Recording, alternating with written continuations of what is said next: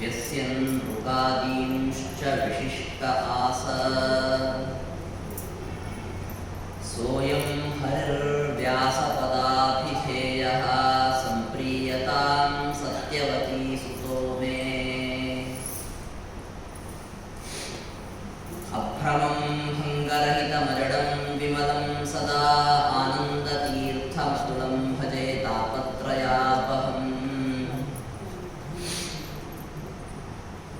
अस्मद्गुरुसमारम्भां टीकाकृत्पादमध्यगां श्रीमदाचार्यपर्यन्तां वन्दे गुरुपरम्पराम्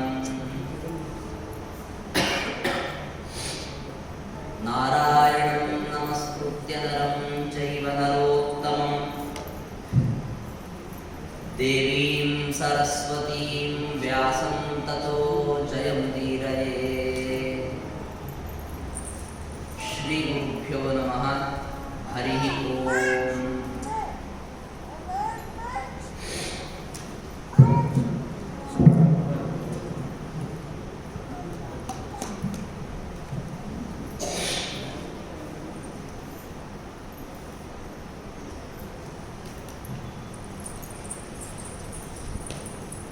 ಶ್ರೀಮನ್ ಮಹಾಭಾರತವೇ ಮೊದಲಾದ ಪರಮಾದ್ಭುತ ಗ್ರಂಥಗಳನ್ನು ರಚನೆ ಮಾಡಿ ಸಕಲ ಸಜ್ಜನರಿಗೆ ಅನುಗ್ರಹಿಸಿದ ಭಗವಂತನ ಒಂದು ವಿಶಿಷ್ಟವಾದ ರೂಪ ವ್ಯಾಸ ರೂಪ.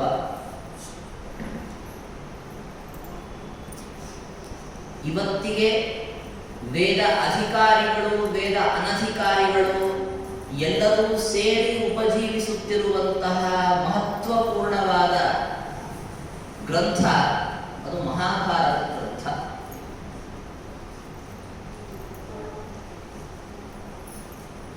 ಈ ಗ್ರಂಥವನ್ನು ರಚನೆ ಮಾಡಿದಂತಹ ವೇದವ್ಯಾಸ ದೇವರ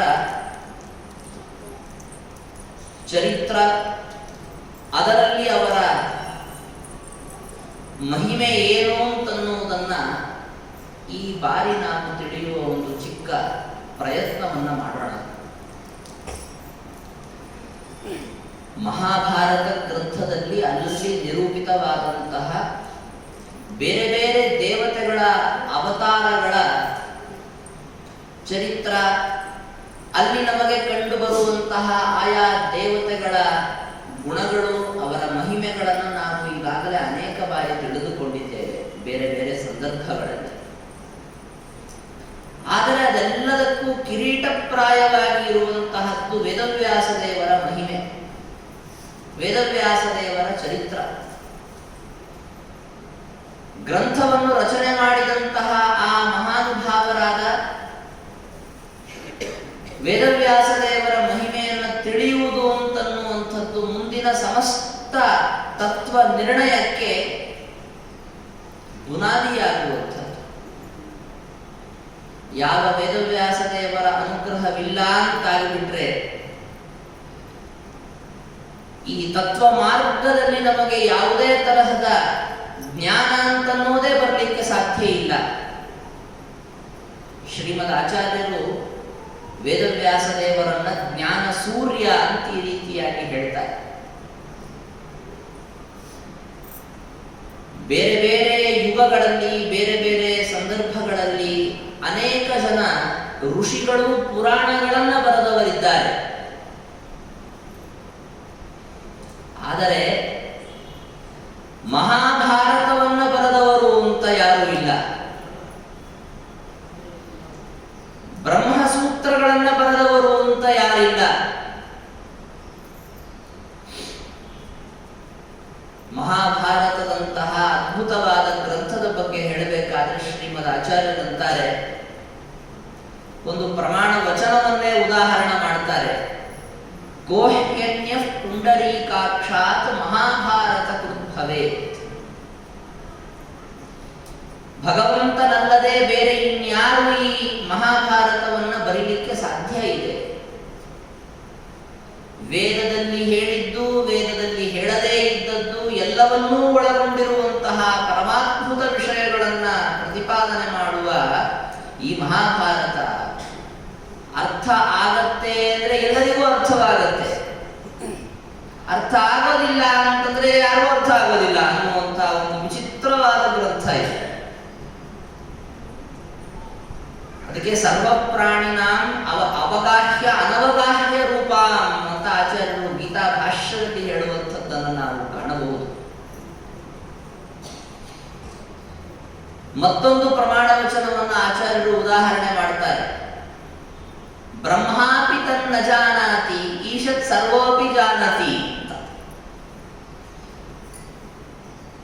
ತಿಳಿದುಕೊಳ್ಳೋದಿಲ್ಲ ಅಂತನ್ನುವ ವಿಚಾರ ಬಂದ್ರೆ ಬೃಹಸ್ಪತಿ ಆಚಾರ್ಯರಿಗೂ ತಿಳಿದುಕೊಳ್ಳಿಕ್ಕಾಗೋದಿಲ್ಲ.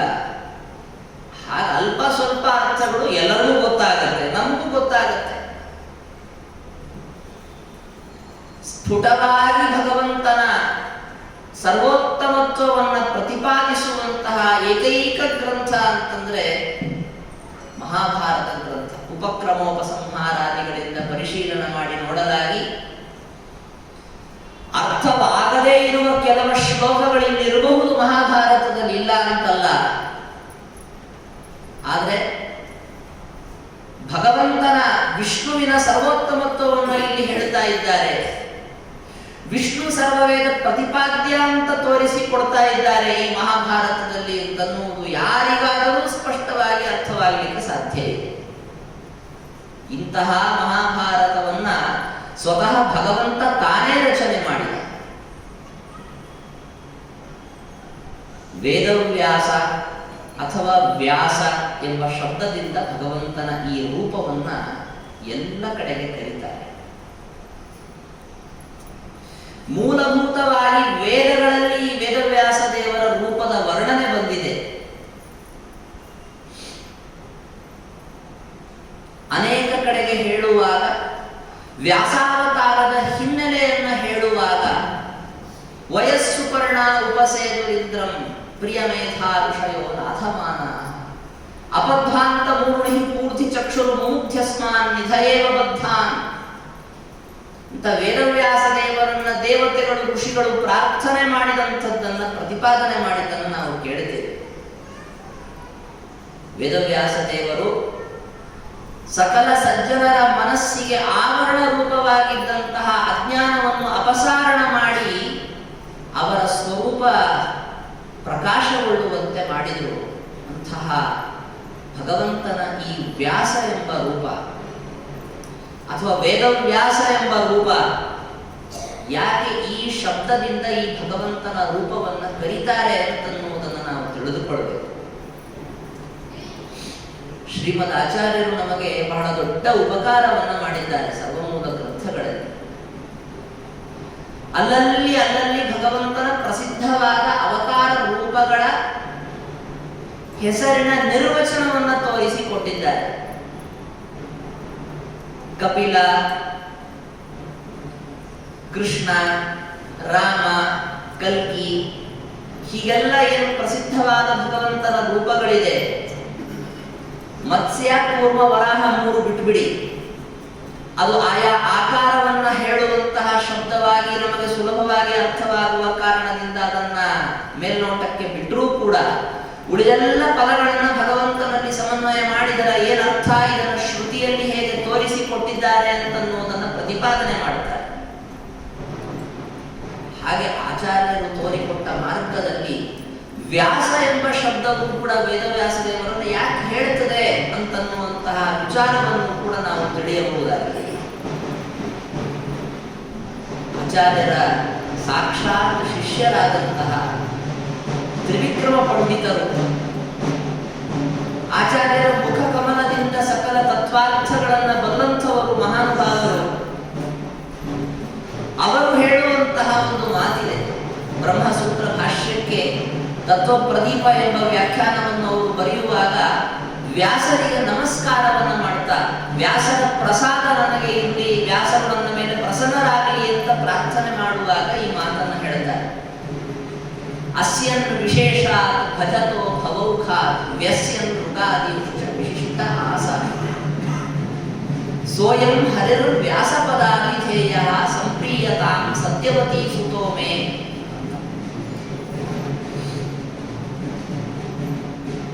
ಭಗವಂತನನ್ನ ವ್ಯಾಸ ಅಂತ ಕರೆಯೋದು ಯಾಕೆ? ಎಲ್ಲರಿಗೂ ಗೊತ್ತಿರುವಂಥದ್ದು ಸಹಜವಾದ ಅರ್ಥ ಏನು ಅಂತಂದ್ರೆ, ವೇದಗಳನ್ನು ವಿಭಾಗ ಮಾಡಿದವರು, ವೇದಗಳನ್ನ ವಿಭಾಗ ಮಾಡಿಕೊಟ್ಟಿದ್ದರಿಂದ ವೇದವ್ಯಾಸರನ್ನ ವ್ಯಾಸ ಅಂತ ಕರೀತಾರೆ, ವೇದವ್ಯಾಸ ಅಂತ ಕರೀತಾರೆ. ಇದು ಸಾಮಾನ್ಯವಾಗಿ ಎಲ್ಲರಿಗೂ ಪರಿಚಿತವಾಗಿರುವಂತಹ ವಿಚಾರವೇ. ಇದಲ್ಲದೆ ಮೊದಲು ಅವರು ಹೇಳುವ ಅರ್ಥ ಯಾವುದು? ಯಾರು ಸಜ್ಜನರು ಈ ಭಗವಂತನ ರೂಪವನ್ನ ಉಪಾಸನೆ ಮಾಡ್ತಾರೆ, ಅವರನ್ನು ಈ ಸಂಸಾರವೆಂಬ ಸಾಗರದಿಂದ ಎತ್ತಿ ಹೊರಗೆ ಹಾಕುವಂತಹ ಒಂದು ವಿಶಿಷ್ಟವಾದ ಸಾಮರ್ಥ್ಯ ಏನಿದೆ, ಅದು ವೇದವ್ಯಾಸ ದೇವರಲ್ಲಿ ಇರುವಂಥದ್ದು. ನೋಡಿ, ಹಾಗೆ ವೇದವನ್ನ ವಿಭಾಗ ಮಾಡಿದವರು ತುಂಬಾ ಜನ ಇದ್ದಾರೆ. ನಾವಿವತ್ತು 28ನೆಯ ದ್ವಾಪರ ಯುಗ ಕಳೆದು ಕಲಿಯುಗ ಏನು ಬಂದಿದೆ, ಆವಾಗ ಇರುವಂಥವರು ನಮಗೆ ಸಮೀಪದಲ್ಲಿ ಕಾಣುವಂತಹ ವೇದವ್ಯಾಸ ರೂಪ ಅಂತಂದ್ರೆ ಭಗವಂತನ ಅವತಾರ ಸರಿ. ಆದರೆ ಇದಲ್ಲದೆ ಹಿಂದಿನ ಮುಂದಿನ ದ್ವಾಪರ ಯುಗಗಳಲ್ಲಿ ವೇದಗಳ ವಿಭಾಗವೆಂಬುದು ನಡೆದಿದೆ. ಆವಾಗ ಈ ವೇದ ವಿಭಾಗವನ್ನು ಮಾಡಿದಂಥವರು ಬೇರೆ ಬೇರೆಯವರಿದ್ದಾರೆ. ಭಗವಂತನ ವಿಶೇಷವಾದ ಅನುಗ್ರಹಕ್ಕೆ ಪಾತ್ರರಾದಂಥವರೇ ಜ್ಞಾನಿಗಳು. ಇದೇ ಮಹಾಭಾರತದಲ್ಲಿ ಹೇಳುವಂತೆ ಮುಂದಿನ ದ್ವಾಪರ ಯುಗದಲ್ಲಿ ಅಶ್ವತ್ಥಾಮಾಚಾರ್ಯರು ವೇದ ವಿಭಾಗವನ್ನು ಮಾಡಲಿದ್ದಾರೆ. ಈ ರೀತಿಯಾಗಿ ಬೇರೆ ಬೇರೆಯವರು ವೇದ ವಿಭಾಗವನ್ನು ಮಾಡ್ತಾರೆ, ಇಲ್ಲಂತಲ್ಲ. ಆದರೆ ನಾವು ಗಮನಿಸಬೇಕಾದಂಥದ್ದೇನು, ಅವರು ವೇದ ವಿಭಾಗವನ್ನು ಮಾಡಿಕೊಡಬಹುದೇ ಹೊರತು ಸಂಸಾರ ಸಾಗರದಿಂದ ಭಕ್ತರನ್ನು ಮೋಚನ ಮಾಡುವ ಸಾಮರ್ಥ್ಯ ಇದೆಯಲ್ಲ, ಅದು ಎಲ್ಲರಿಗೂ ಇರುವ ಅಧಿಕಾರ ಅಲ್ಲ. ಆ ಅರ್ಥದಲ್ಲಿ ವ್ಯಾಸ ಅಂತಂದ್ರೆ ಕೇವಲ ಭಗವಂತನ ಅವತಾರರಾದಂತಹ ಸತ್ಯವತೀ ಸುತರಾದಂತಹ ಭಗವಂತನ ಅವತಾರರಾದಂತಹ ಬಾದರಾಯಣರು ಮಾತ್ರ ಎಂಬುದನ್ನು ನಾವು ತಿಳಿದುಕೊಳ್ಳಬೇಕು. ಯಾಕೆಂದ್ರೆ ಮೋಕ್ಷವನ್ನು ನೀಡುವ ಸಾಮರ್ಥ್ಯ ಇದೆಯಲ್ಲ, ಇದು ಭಗವಂತನನ್ನೊಬ್ಬನನ್ನ ಬಿಟ್ಟರೆ ಬೇರೆಯವರಿಗೆ ಯಾರಿಗೂ ಇಲ್ಲದೆ ಇರುವಂಥದ್ದು. ಭಾಗವತದಲ್ಲಿ ದೇವತೆಗಳು ಹೇಳುವಂತಹ ಪ್ರಸಿದ್ಧವಾದಂತಹ ಮಾತನ್ನ ನಾವು ಈ ಸಂದರ್ಭದಲ್ಲಿ ಸ್ಮರಣೆ ಮಾಡಬಹುದು. ಮುಚುಕುಂದ ರಾಜನಿಗೆ ಏನು ಬೇಕೋ ಅದನ್ನ ಕೇಳು ಅಂತ ಹೇಳಬೇಕಾದ್ರೆ ದೇವತೆಗಳು ಮೊದಲೇ ಒಂದು ಕರಾರನ್ನ ಹಾಕಿ ತಾವು ಮಾತನ್ನ ಹೇಳ್ತಾರೆ. ವರಂ ವರಯ ಭದ್ರಂತೆ ಋತೆ ಕೈವಲ್ಯಮಾತ್ಮನಃ ಏಕ ಏವೇಶ್ವರಸ್ತಸ್ಯ ಭಗವಾನ್ ವಿಷ್ಣುರವ್ಯಯಃ. ಮೋಕ್ಷವನ್ನ ಬಿಟ್ಟು ಬೇರೆ ಇನ್ನೇನು ಬೇಕಾದರೂ ಕೇಳಪ್ಪ, ಅದನ್ನು ನಾವು ಕೊಡ್ತೀವಿ. ಅದನ್ನು ಕೊಡಕ್ಕಾಗಲ್ಲ. ಯಾಕೆ ಅಂತಂದ್ರೆ ಅದನ್ನ ಕೊಡೋದಕ್ಕೆ ಭಗವಂತ ಒಬ್ಬನೇ ಒಬ್ಬನು ಸಮರ್ಥ. ಆದ್ದರಿಂದ ತನ್ನನ್ನು ಭಜಿಸುವವರನ್ನ ಸಂಸಾರದಿಂದ ದಾಟಿಸುವ ಕೆಲಸ ಏನಿದೆಯಲ್ಲ, ಇದು ವ್ಯಾಸ ಶಬ್ದದ ಅರ್ಥ. ಇದು ಕೇವಲ ಬರುವುದು ಭಗವಂತನಲ್ಲಿ ಮಾತ್ರ. ಈ ತರಹ ಅರ್ಥವನ್ನು ಸೇರಿಸಿಕೊಂಡಾಗ ವೇದ ವಿಭಾಗವನ್ನು ಮಾಡಿಕೊಂಡಿರುವವರು ಅನ್ನುವ ಅರ್ಥದ ಜೊತೆಗೆ ಮೂರನೇ ಅರ್ಥ ಇನ್ನೊಂದು ವ್ಯಾಸ ಎಂಬ ಪದಕ್ಕೆ ವಿಶಿಷ್ಟ ಆಸ, ವಿ ಆಸ, ವಿಶಿಷ್ಟವಾಗಿ ಇದ್ದವರು. ಸಕಲ ಜಗತ್ತಿನಿಂದ ವಿಲಕ್ಷಣವಾಗಿದ್ದಂಥವರು, ಚೇತನಾಚೇತನಾತ್ಮಕ ಪ್ರಪಂಚದಿಂದ ಅತ್ಯಂತ ವಿಲಕ್ಷಣರಾದಂಥವರು ಅಂತನ್ನುವ ಅರ್ಥವೂ ಕೂಡ ನಮಗೆ ವ್ಯಾಸ ಶಬ್ದದಿಂದ ಬರ್ತಾ ಇದೆ. ಯಾದವಾರರು ತಮ್ಮ ಕರಾವಲಂಬನ ಸ್ತೋತ್ರದಲ್ಲಿ ಈ ಅರ್ಥವನ್ನು ಕೂಡ ತೋರಿಸಿಕೊಡ್ತಾರೆ. ಅಂತಹ ವ್ಯಾಸ ಅಂತನ್ನುವಂತಹ ಪದದಿಂದ ವಾಚ್ಯರಾದಂಥವರು ಬಾದರಾಯಣರು. ಒಂದು ಪ್ರಶ್ನೆ ಬರ್ತಿರ್ತದೆ ಸಾಮಾನ್ಯವಾಗಿ, ಏನು ಅಂತಂದ್ರೆ ವಿ ಆಸ ಅಂತ ತಗೊಂಡಾಗ ಆಸ ಅನ್ನೋದು ಕ್ರಿಯಾಪದ ಅಂತ ಇಟ್ಕೊಂಡ್ಬಿಟ್ರೆ ಅದನ್ನೇ ಸೇರಿಸ್ಕೊಂಡ್ಬಿಟ್ಟು ಪದ ಮಾಡೋದು ಹೇಗೆ ಅಂತ, ವಿಶಿಷ್ಟ ಆಸ ಅಂತ ಹೇಳ್ಬಿಟ್ಟು ಅದನ್ನ ವ್ಯಾಸ ಅಂತ ಆಗೋಗ್ಬಿಡ್ತು. ವ್ಯಾಸ ಹೇಗಾಗ್ಬಿಡ್ತಿದೆ, ಎಲ್ಲಿಂದ ಬಂತು ಅಂತ. ಅನೇಕ ಕಡೆಗೆ ನಾವು ಪೌರಾಣಿಕವಾದಂತಹ ನಾಮ ನಿರ್ವಚನಗಳು ಇದೇ ತರಹದ ಸ್ಥಿತಿಯನ್ನು ನೋಡ್ತೀವಿ. ಯಕ್ಷರು, ರಾಕ್ಷಸರು ಅಂತೆಲ್ಲ ಕೇಳ್ತೀವಲ್ಲ ನಾವು, ಅವರಿಗೆಲ್ಲ ಆ ಹೆಸರು ಹೇಗೆ ಬಂತು ಅಂತ ಅನ್ನೋದನ್ನು ನಮಗೆ ಪುರಾಣಗಳು ತೋರಿಸಿಕೊಡ್ತಾರೆ. ಆ ಗುಂಪನ್ನ ಬ್ರಹ್ಮದೇವರು ಹುಟ್ಟಿಸಿದಾಗ ಬ್ರಹ್ಮದೇವರ ಕಡೆಗೆ ಅವರು ತಿನ್ನೋದಕ್ಕೆ ಅಂತ ಓಡಿ ಬಂದರು. ಹುಟ್ಟಿಸಿದಂಥವರಪ್ಪ ಬ್ರಹ್ಮದೇವರು, ಅಪ್ಪ ಅವರು ತಂದೆಯಾದಂಥವರನ್ನ ಹೇಗೆ ತಿನ್ನೋದು ಅಂತ ಪ್ರಶ್ನೆ ಬಂತು. ಅವರನ್ನು ರಕ್ಷಣೆ ಮಾಡಬೇಕಾ ಮಾಡಬಾರ್ದ ವಿಚಾರ ಬಂತು.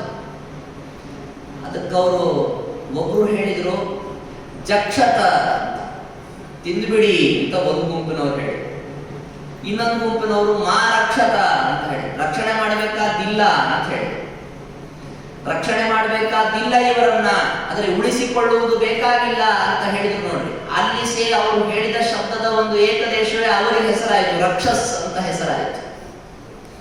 ಯಾರು ತಿನ್ರಿ ಅಂತ ಹೇಳಿದ್ರೋ ಅವರೇ ಯಕ್ಷರಾದರು. ಜಕಾರಕ್ಕೆ ಯಕಾರ ಬಂತು, ಯಕ್ಷ ಹೋಗ್ಬಿಟ್ಟು ಜಕ್ಷ ಹೋಗ್ಬಿಟ್ಟು ಯಕ್ಷ ಅಂತ ಆಯ್ತು. ಹೀಗೆ ಅವರಿಗೆ ಸಂಬಂಧಪಟ್ಟ ಯಾವುದೋ ಒಂದು ಕ್ರಿಯಾಪದದ ಭಾಗ ಸೇರಿಕೊಂಡವರಿಗೆ ಹೆಸರಾಗುವುದು ಅಂತನ್ನೋದು ಅನೇಕ ಕಡೆಗೆ ಕಂಡಂಥದ್ದೇ. ಅದೇ ತರಹ ಇಲ್ಲೂ ಕೂಡ ವಿ ಆಸ ಸೇರಿಬಿಟ್ಟು ವ್ಯಾಸ ಅಂತಾಗ ಅದೇ ಹೆಸರಾಗೋಗ್ಬಿಡ್ತು ವೇದವ್ಯಾಸದಲ್ಲಿ. ಈಗ ಅನೇಕ ಕಡೆಗೆ ನಮಗೆ ಪೌರಾಣಿಕವಾದ ನಾಮ ನಿರ್ವಚನಗಳು ಸಿಗ್ತಿರ್ತಾರೆ. ಅದೇ ಅರ್ಥದಲ್ಲಿ ತ್ರಿವಿಕ್ರಮ ಪಂಡಿತಾಚಾರ್ಯರು ಹೇಳ್ತಾರೆ, ವ್ಯಸ್ಯನ್ ಮೃಗಾದೀಂಶ್ಚ ವಿಶಿಷ್ಟ ಆಸ ಸೋಯಂ ಹರಿ ವ್ಯಾಸಪದ ಅಭಿಧೇಯ ಸಂಪ್ರಿಯತಾಂ ಸತ್ಯವತೀ ಸುತೋಮೆ. ವೇದವ್ಯಾಸ ರೂಪದಿಂದ ಭಗವಂತ ಅನೇಕ ಬಾರಿ ಅವತಾರ ಮಾಡ್ತಾನೆ. ಶ್ರೀಮದ್ ಆಚಾರ್ಯರು ತಮ್ಮ ಭಾಗವತ ತಾತ್ಪರ್ಯದಲ್ಲಿ ತೋರಿಸಿಕೊಡ್ತಾರೆ. ಭಾಗವತದಲ್ಲಿ ಪ್ರಥಮ ಸ್ಕಂಧದಲ್ಲಿ ಹೇಳುವಾಗ ರಾಮಾವತಾರ ಅಂತನ್ನೋದನ್ನು ನಿರೂಪಣೆ ಮಾಡುವುದಕ್ಕಿಂತ ಮುಂಚೆ ವ್ಯಾಸಾವತಾರವನ್ನ ಹೇಳಿಬಿಡ್ತಾರೆ. ಕ್ರಮವಾಗಿ ಒಂದಾದ ಮೇಲೆ ಒಂದು ಭಗವಂತನ ಅವತಾರ ರೂಪಗಳ ವರ್ಣನೆ ಬರುವಾಗ ರಾಮಾವತಾರ ಆದ ಮೇಲೆ ದಿವ್ಯ ವ್ಯಾಸಾವತಾರವನ್ನ ಹೇಳಬೇಕಾಗಿತ್ತು. ಆಮೇಲೆ ಕೃಷ್ಣಾವತಾರದ ಪ್ರಸಕ್ತಿ ಬರಬೇಕು. ಆದ್ರೆ ಹೇಳುವಾಗ ಏನ್ ಮಾಡಿಬಿಡ್ತಾರೆ, ರಾಮಾವತಾರದಕ್ಕಿಂತ ಮುಂಚೆ ವ್ಯಾಸಾವತಾರವನ್ನು ಹೇಳಿಬಿಡ್ತಾರೆ. ಅದರ ವ್ಯಾಖ್ಯಾನವನ್ನು ಮಾಡುವಾಗ ಶ್ರೀಮದ್ ಆಚಾರ್ಯರು ಈ ಪ್ರಮೇಯವನ್ನು ನಮಗೆ ತೋರಿಸ್ಕೊಡ್ತಾರೆ. ರಾಮಾವತಾರ ಪೂರ್ವಮಪ್ಯಸ್ತಿ ವ್ಯಾಸಾವತಾರ. ರಾಮದೇವರ ಅವತಾರ ಮಾಡುವಕ್ಕಿಂತ ಮುಂಚೆಯೂ ಒಂದು ದ್ವಾಪರ ಯುಗದಲ್ಲಿ ವ್ಯಾಸಾವತಾರವಾಗಿತ್ತು. ಅದನ್ನ ಹೇಳಿಕೊಡುವಾಗ ತಿಳಿಸಿದ್ದು ತೃತೀಯೇ ಸಪ್ತಮೇ ಚೈವ ಷೋಡಶೇ ಪಂಚವಿಂಶಕೆ ಅಷ್ಟಾವಿಂಶತಿ ಮೇ ಕೃಷ್ಣ ಸತ್ಯವತ್ಯಾಂ ಅಜಾಯತ. ಈ ಒಂದು ಮನ್ವಂತರ, ಅದರಲ್ಲೂ ಈಗ ಪ್ರಸ್ತುತವಾದ ವೈವಸ್ವತ ಮನ್ವಂತರ ಅಂತನ್ನುವುದನ್ನು ಗ್ರಹಿಸಿದಾಗ ಇದರಲ್ಲಿ ಸುಮಾರು 71 ಮಹಾಯುಗಗಳು ಬರ್ತವೆ. ಅದರಲ್ಲಿ 3ನೇ ಮಹಾಯುಗಕ್ಕೆ ಸಂಬಂಧಪಟ್ಟ ದ್ವಾಪರ ಯುಗ, 7ನೇ ಮಹಾಯುಗಕ್ಕೆ ಸಂಬಂಧಪಟ್ಟಿರುವಂತಹ ದ್ವಾಪರ ಯುಗ, 16, 25, 28 ಇಷ್ಟು ಮನ್ವಂತರಗಳಿಗೆ, ಇಷ್ಟು ಮಹಾಯುಗಗಳಿಗೆ ಸಂಬಂಧಪಟ್ಟ ದ್ವಾಪರ ಯುಗಗಳಲ್ಲಿ ವೇದವ್ಯಾಸ ದೇವರು ಅವತಾರ ಮಾಡ್ತಾರೆ. ಅದು ಕೂಡ ಹೇಗೆ ಅಂದ್ರೆ ಹಿಂದೆ ಮುಂದೆ ಯಾವ ವಿಶೇಷಣಗಳನ್ನು ಕೊಡದೆ ಶುದ್ಧವಾಗಿ ಬರೀ ವ್ಯಾಸ ಅಂತ ಹೇಳಿಬಿಟ್ರೆ ಸಾಕು, ನಿರುಪಪದವಾದ ವ್ಯಾಸ ಶಬ್ದದಿಂದ ಕರೆಸಿಕೊಳ್ಳುವಂಥವರು ವೇದವ್ಯಾಸ ದೇವರೊಬ್ಬರೇ ಒಬ್ಬರು. ಹೇಗೆ ಸೂತ್ರ ಅಂತಂದು ಬಿಟ್ರೆ ಬ್ರಹ್ಮಸೂತ್ರಗಳು ಅಂತ ಅರ್ಥ ಆಗುತ್ತೋ, ಹಾಗೆ ವ್ಯಾಸ ಅಂದು ಬಿಟ್ರೆ ಭಗವಂತನ ಅವತಾರವನ್ನೇ ನಾವು ತೆಗೆದುಕೊಳ್ಳುವಂಥದ್ದು. ಆಚಾರ್ಯರು ತಮ್ಮ ಬ್ರಹ್ಮಸೂತ್ರ ಭಾಷ್ಯದಲ್ಲಿ ಈ ವಿಚಾರವನ್ನು ಹೇಳ್ತಾರೆ. ನಿರ್ವಿಶೇಷಿತ ಸೂತ್ರತ್ವಂ ಬ್ರಹ್ಮಸೂತ್ರಸ್ಯ ಚಾಪ್ಯತಃ ಯಥಾ ವ್ಯಾಸತ್ವಮೇಕಸ್ಯ ಕೃಷ್ಣಸ್ಯ ಅನ್ಯೇ ವಿಶೇಷಣ.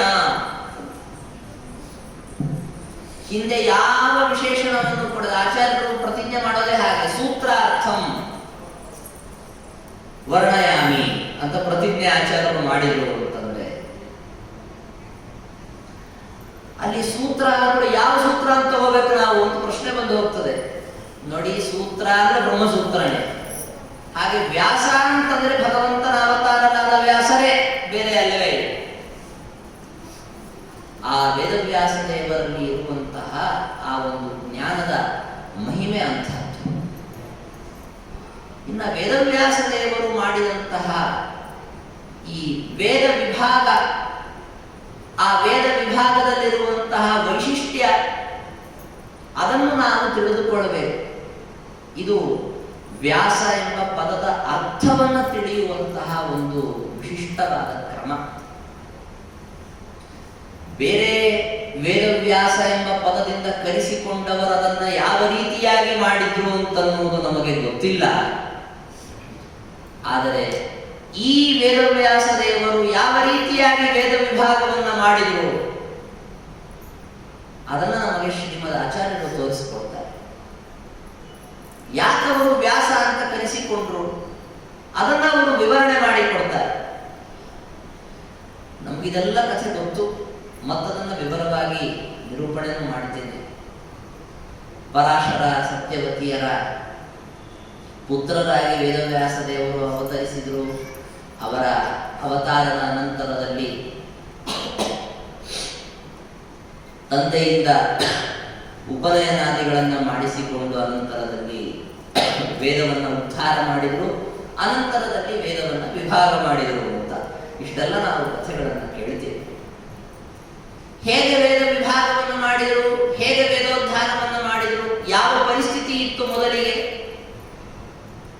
ಆಚಾರ್ಯರು ಬ್ರಹ್ಮಸೂತ್ರ ಭಾಷ್ಯದಲ್ಲಿ ಹೇಳ್ತಾರೆ, ಗೌತಮಸ್ಯ ಋಷೇಶಾಪಾತ್ ಜ್ಞಾನೇ ತ್ವಜ್ಞಾನತಾಂಗತೆ. ತ್ರಿವಿಕ್ರಮ ಪಂಡಿತಾಚಾರ್ಯರು ಈ ಕಥೆಯನ್ನು ವಿಸ್ತಾರವಾಗಿ ವಿವರಣೆ ಮಾಡ್ತಾರೆ. ವ್ಯಾಸಾವತಾರದ ಪೂರ್ವಭಾವಿಯಾದ ಚರಿತ್ರ. ದ್ವಾದಶ ವಾರ್ಷಿಕಿಯಾದ ಅನಾವೃಷ್ಟಿಯ ಸಂದರ್ಭದಲ್ಲಿ, ಮಳೆನೇ ಬಂದಿಲ್ಲ ಅನ್ನುವ ಸಂದರ್ಭದಲ್ಲಿ ಎಲ್ಲ ಋಷಿಗಳು ಕೂಡ ಊಟ ಇಲ್ಲ ಅನ್ನುವ ಪರಿಸ್ಥಿತಿಯಲ್ಲಿದ್ದಾಗ ತಮ್ಮ ತಪಸ್ಸನ್ನು ಉಪಯೋಗಿಸಿ ತಮ್ಮ ಆಶ್ರಮದ ಪರಿಸರದಲ್ಲಿ ಸುಭಿಕ್ಷವನ್ನ ಇಟ್ಟುಕೊಂಡಂತಹ ಗೌತಮರು ಮಹಾನುಭಾವರು ಎಲ್ಲ ಋಷಿಗಳನ್ನ ತಮ್ಮಲ್ಲಿಯೇ ಇಟ್ಟುಕೊಂಡವರಿಗೆಲ್ಲ ಭೋಜನದ ವ್ಯವಸ್ಥೆಯನ್ನು ಮಾಡಿದರು. ಆಮೇಲೆ ಸುತ್ತಮುತ್ತ ಮತ್ತೆ ಮಳೆಯಾಯಿತು, ಸುಭಿಕ್ಷ ಉಂಟಾಯಿತು. ತಮ್ಮ ತಮ್ಮ ಆಶ್ರಮ ಸ್ಥಾನಗಳಿಗೆ ಹೋಗಬೇಕು ಅಂತೆಲ್ಲ ಋಷಿಗಳು ಅಪೇಕ್ಷೆ ಪಡ್ತಾ ಇದ್ದಾರೆ. ಆದರೆ ಗೌತಮರಿಗೇನು ಅಂದ್ರೆ, ಇಷ್ಟು ಜನ ಋಷಿಗಳನ್ನ ನೋಡಿಕೊಂಡಂತಹ ಒಂದು ಪುಣ್ಯ ನನಗೆ ಬರುತ್ತೆ ಎಂಬ ಅಪೇಕ್ಷೆಗೆ ಯಾರಿಗೂ ಹೋಗುವುದಕ್ಕೆ ಅವರು ಹೂ ಅಂತ ಇಲ್ಲ. ಮತ್ತು ಅವರಿಗೆ ಮನಸ್ಸಿಗೆ ಬೇಸರ ಮಾಡಿ ಹೋಗೋದಕ್ಕೆ ಋಷಿಗಳಿಗೂ ಸಾಧ್ಯ ಇಲ್ಲ. ಮತ್ತು ಹಾಗಾದ್ರೆ ಏನು ಮಾಡಬೇಕು? ಅದಕ್ಕೊಂದು ಉಪಾಯವನ್ನ ಮಾಡಿ ಏನಾದರೂ ಒಂದು ಅವರನ್ನ ಬಿಟ್ಟು ಹೋಗುವುದಕ್ಕೆ, ಗೌತಮರು ನಮಗೆ ಅಸಂವ್ಯವಹಾರ ಇರುವಂತಾಗಬೇಕು, ಅವರ ಅನ್ನವನ್ನು ನಾವು ಊಟ ಮಾಡ್ಲಿಕ್ಕೆ ಬರಲ್ಲ ಅಂತಾಗಬೇಕು. ಆ ಥರ ವ್ಯವಸ್ಥೆ ಮಾಡಿ ನಾವು ಬಿಟ್ಟು ಹೋಗಬೇಕು.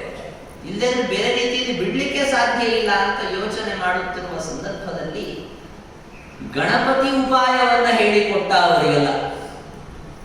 ನಿಮ್ಮ ತಪಸ್ಸಿನ ಶಕ್ತಿಯಿಂದ ಒಂದು ಹಸುವನ್ನು ನಿರ್ಮಾಣ ಮಾಡಿ. ಆ ಹಸು ಹೇಗೆ ಅಂದ್ರೆ, ಅದು ಈ ಗೌತಮರ ಸಸ್ಯ ಸಂಪತ್ತೇನಿದೆ ಅದನ್ನು ತಿನ್ನೋದಕ್ಕೆ ಅಂತ ಬರಬೇಕು. ಸಹಜವಾಗಿ ಹೋಗುವಂತ ಅಡ್ಡಾಡಿಸ್ತೀವಿ ನಾವು, ಅಷ್ಟು ಮಾಡಿದ್ದಕ್ಕೆ ಅದು ಬಿದ್ದು ಸತ್ತು ಹೋಗ್ಬಿಡ್ಬೇಕು. ಆ ತರಹದ ಒಂದು ವಿಶಿಷ್ಟವಾದ ಹಸು. ಅದು ಮಾಡಿದಾಗ ಅದರಿಂದ ಏನಾಯ್ತು, ಪಾಪ ಋಷಿಗಳಿಗೇನೋ ಚೆನ್ನಾಗಿ ಅನಿಸ್ತು, ಬಿಟ್ಟು ಹೋಗೋದಕ್ಕೆ ಉಪಾಯ ಚೆನ್ನಾಗಿ ಅನಿಸ್ತು. ಆದ್ರೆ ಮನಸ್ಸಿನಲ್ಲಿ ಒಂದು ಖೇದ, ಇಷ್ಟು ದಿವಸ ಊಟ ಹಾಕಿಕೊಟ್ಟವರಿಗೆ ವಿನಾಕಾರಣವಾಗಿ ಗೋಹತ್ಯೆ ಅಂಟಿಸಿ ಹೋಗ್ಬೇಕಲ್ಲ. ಇಲ್ಲ ಇಲ್ಲ, ಅದಕ್ಕೆ ಮತ್ತೆ ನೀವು ತಪಸ್ಸನ್ನ ಮಾಡಿಬಿಟ್ಟು ರುದ್ರದೇವರ ತಲೆಯಿಂದ ಒಂದು ಅಂಶದಿಂದ ಗಂಗೆಯನ್ನ ಭೂಮಿಗೆ ತರಿಸಿ ಅದನ್ನ ಆ ಹಸುವಿಗೆ ಹಾಕಿ ಅದನ್ನ ಮತ್ತೆ ಬದುಕಿಸಿಕೊಳ್ಳುವಂತ ಒಂದು ಸ್ಥಿತಿ. ಆವಾಗ ನಿಮಗೆ ಗೋಹತ್ಯೆ ಪರಿಹಾರವಾಗ್ತದೆ. ಒಂಥರ ಅದು ಬಂತು ಹೋಯ್ತು ಅಂತ ಮಾಡೋದಕ್ಕೆ ತಾವು ಎಷ್ಟು ಇಲ್ಲಿ ಬಿಟ್ಟು ಹೋಗೋದಕ್ಕೆ ಬೇಕೋ ಅಷ್ಟು ಉಪಾಯವನ್ನ ಮಾಡಿಕೊಂಡ್ರು ಅವರೆಲ್ಲ. ಅದರ ಹಿನ್ನೆಲೆಯಲ್ಲಿ ವಾಸ್ತವಿಕ ಅಂತ ಅನ್ನೋದಕ್ಕಿಂತಲೂ ಆಲಂಕಾರಿಕವಾಗಿ ಹೇಳುವುದಾದ್ರೆ, ರುದ್ರದೇವರ ತಲೆ ಮೇಲೆ ಗಂಗೆ ಕೂತಿದ್ದಲ್ಲ, ಅದಕ್ಕೆ ಸತೀದೇವಿಗೆ ಅಥವಾ ಪಾರ್ವತೀ ದೇವಿಗೆ ಅಸಹನೆ.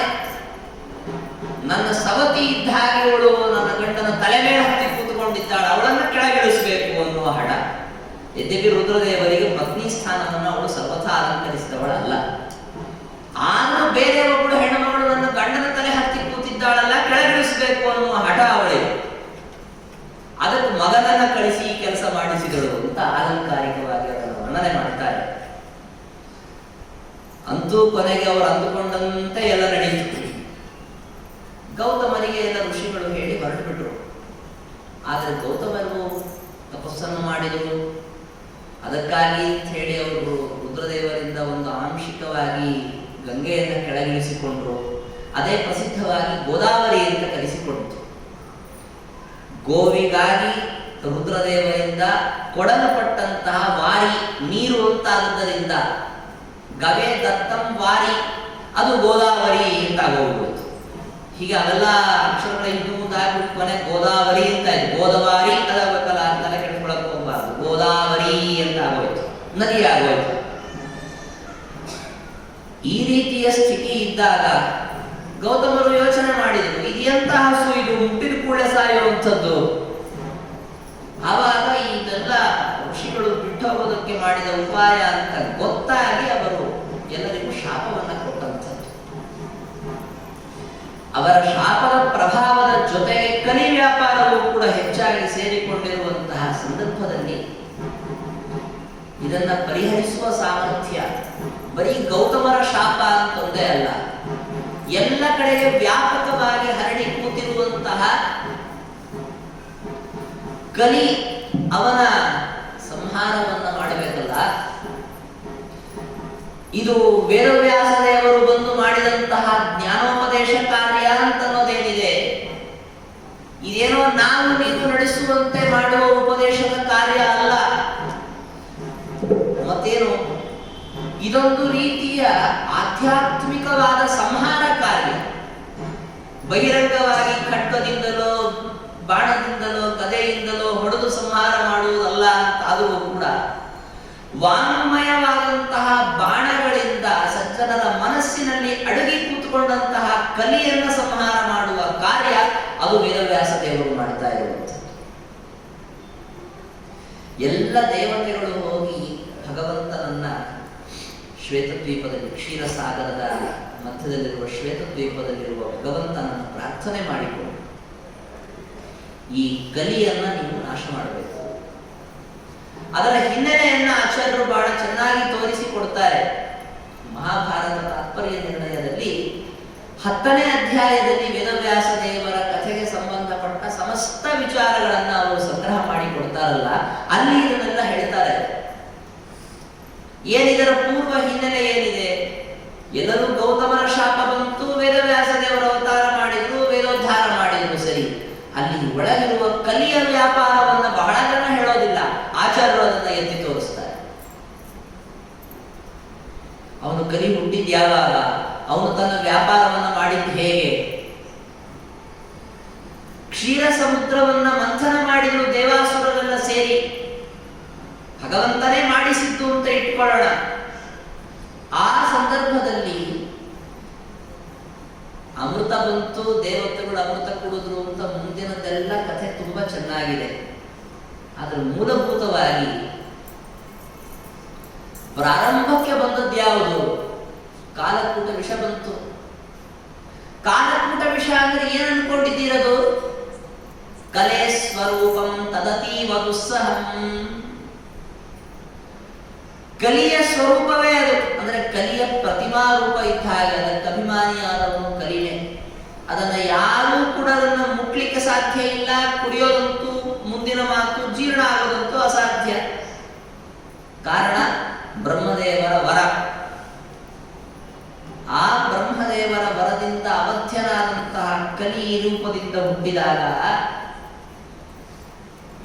ವಾಯುದೇವರದನ್ನ ಪಾನ ಮಾಡಿದ್ರು, ಅವರದನ್ನ ಜೀರ್ಣ ಮಾಡಿಕೊಂಡ್ರು ಅಂತನ್ನುವುದನ್ನು ನಾವು ನೋಡ್ತೇವೆ.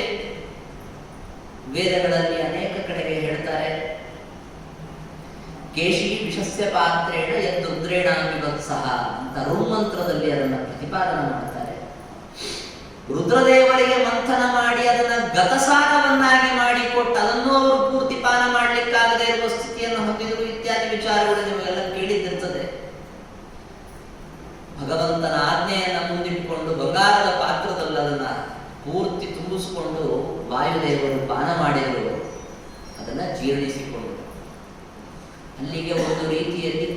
ನಾಶವಾದಂತೆ. ಮತ್ತವನು ಕಲಿ ಬ್ರಹ್ಮದೇವರ ವರವನ್ನು ಪಡೆದುಕೊಂಡು ಎಲ್ಲ ದೊಡ್ಡ ದೊಡ್ಡ ದೇವತೆಗಳು ಅವರ ಮನಸ್ಸನ್ನೇ ಆವರಿಸ್ತಾನೆ ಅಂತನ್ನುವಾಗ ಋಷಿಗಳು ಸಾಮಾನ್ಯ ಮನುಷ್ಯರ ಮನಸ್ಸನ್ನ ಆವರಿಸೋದು ಅಂತನ್ನುವುದು ಏನು ಆಶ್ಚರ್ಯವೇ ಅಲ್ಲ. ಅಂತಹ ಒಂದು ವಿಚಿತ್ರವಾದ ಸ್ಥಿತಿ ನಿರ್ಮಾಣವಾಗಿದೆ ದ್ವಾಪರ ಯುಗದ ಕೊನೆ ಭಾಗದಲ್ಲಿ. ಅಷ್ಟೊತ್ತಿಗೇನು ಅಂತಂದ್ರೆ ಆ ಒಂದು ಪರಿಸ್ಥಿತಿ ಬರುವುದಕ್ಕಿಂತ ಮುಂಚೆ ವೇದಗಳ ಸ್ಥಿತಿ ಹೇಗಿತ್ತು ಅನ್ನೋದನ್ನು ನಾವು ನೋಡಬೇಕು. ಆಚಾರ್ಯರು ಅನೇಕ ಕಡೆಗೆ ತಮ್ಮ ಸರ್ವಮೂಲ ಗ್ರಂಥಗಳಲ್ಲಿ ವೇದದ ಸ್ಥಿತಿಯನ್ನು ಪ್ರತಿಪಾದನೆ ಮಾಡ್ತಾರೆ. ಏಕಃ ವೇದಃ ಕೃತೇತ್ಯಾಸೀತ್ ತ್ರೇತಾಯಾಂ ಸತ್ತ್ರಿಧಾ ಭವತ್. ವೇದವು ಒಂದೇ ಇತ್ತು ಮೊದಲಿಗೆ. ಅದನ್ನೇ ಆಚಾರ್ಯರು ಮತ್ತೊಂದು ಹೆಸರಿನಿಂದ ಕರೆಯುವುದು ಮೂಲ ವೇದ ಅಂತ. ಮೂಲ ವೇದ ಅಂತಿತ್ತು, ಒಂದೇ ಅದು ಅಖಂಡವಾಗಿ ಅದರೊಳಗೆಲ್ಲ ಸೇರಿಕೊಂಡು ಬಿಟ್ಟಿದೆ.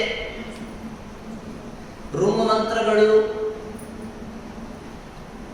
ಯಜುಸ್ಸುಗಳು, ಸಾಮಗಳೆಲ್ಲ ಸೇರಿಕೊಂಡು ಬಿಟ್ಟಿದೆ ಒಂದರೊಳಗೊಂದು. ಹಾಗೆ ಅದನ್ನು ಯಥಾಯೋಗ್ಯವಾಗಿ ಅಧ್ಯಯನ ಮಾಡ್ತಾ ಇದ್ರು ಕೃತಯುಗದ ಜನ. ಆಮೇಲೆ ತ್ರೇತಾಯುಗ ಬಂದಾಗ ಅದು ತ್ರಿಧಾ ಭವತ್. ಭಗವಂತನೇ ಅದನ್ನ 3 ಭಾಗವನ್ನಾಗಿ ಮಾಡಿದ. ಹಯಗ್ರೀವ ರೂಪಿಯಾದ ಭಗವಂತ ವೇದಗಳನ್ನು 3 ಭಾಗವನ್ನಾಗಿ ಮಾಡಿದ. ವಿಶೇಷವಾಗಿ ಪುರೂರವ ರಾಜನ ಕಥೆಯನ್ನು ಹೇಳಬೇಕಾದರೂ ಕೂಡ ಈ ವಿಚಾರವನ್ನ ತಿಳಿಸ್ತಾರೆ.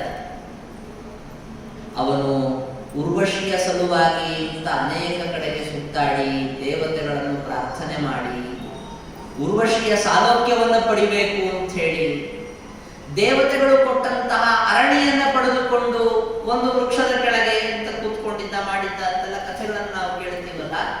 ಅದು ಏನು ಅಂತಂದ್ರೆ ತ್ರೇತಾಯುಗದ ಆರಂಭ ಕಾಲ ಅಂತ ಬೇರೆ ತೋರಿಸ್ಕೊಡ್ತಾರೆ. ಆ ಒಂದು ಸಂದರ್ಭ ವಿಶೇಷದಲ್ಲಿ ಅವನಿಗೆ ಮನಸ್ಸಿ ತ್ರೈಯವರ್ತಕ ಅಂತ ಭಾಗವತದಲ್ಲಿ ಹೇಳ್ತಾರೆ. ಅವನ ಮನಸ್ಸಿನಲ್ಲಿ ವೇದ ಪ್ರತಿಭಾತವಾಯಿತು. ಅಲ್ಲಿ ವೇದವನ್ನ ಕರೆದದ್ದು ತ್ರೈ ಅಂತ, ಅಂದ್ರೆ 3 ಭಾಗಗಳನ್ನು ಪಡೆದಿರುವಂತಹ ವೇದ. ಅಂದ್ರೆ ಅಲ್ಲೇನು ಅಂತಂದ್ರೆ ಪ್ರತ್ಯೇಕವಾದಂತಹ ವಿಭಾಗಗಳನ್ನು ತೋರಿಸಿಕೊಡಲಾಯಿತು.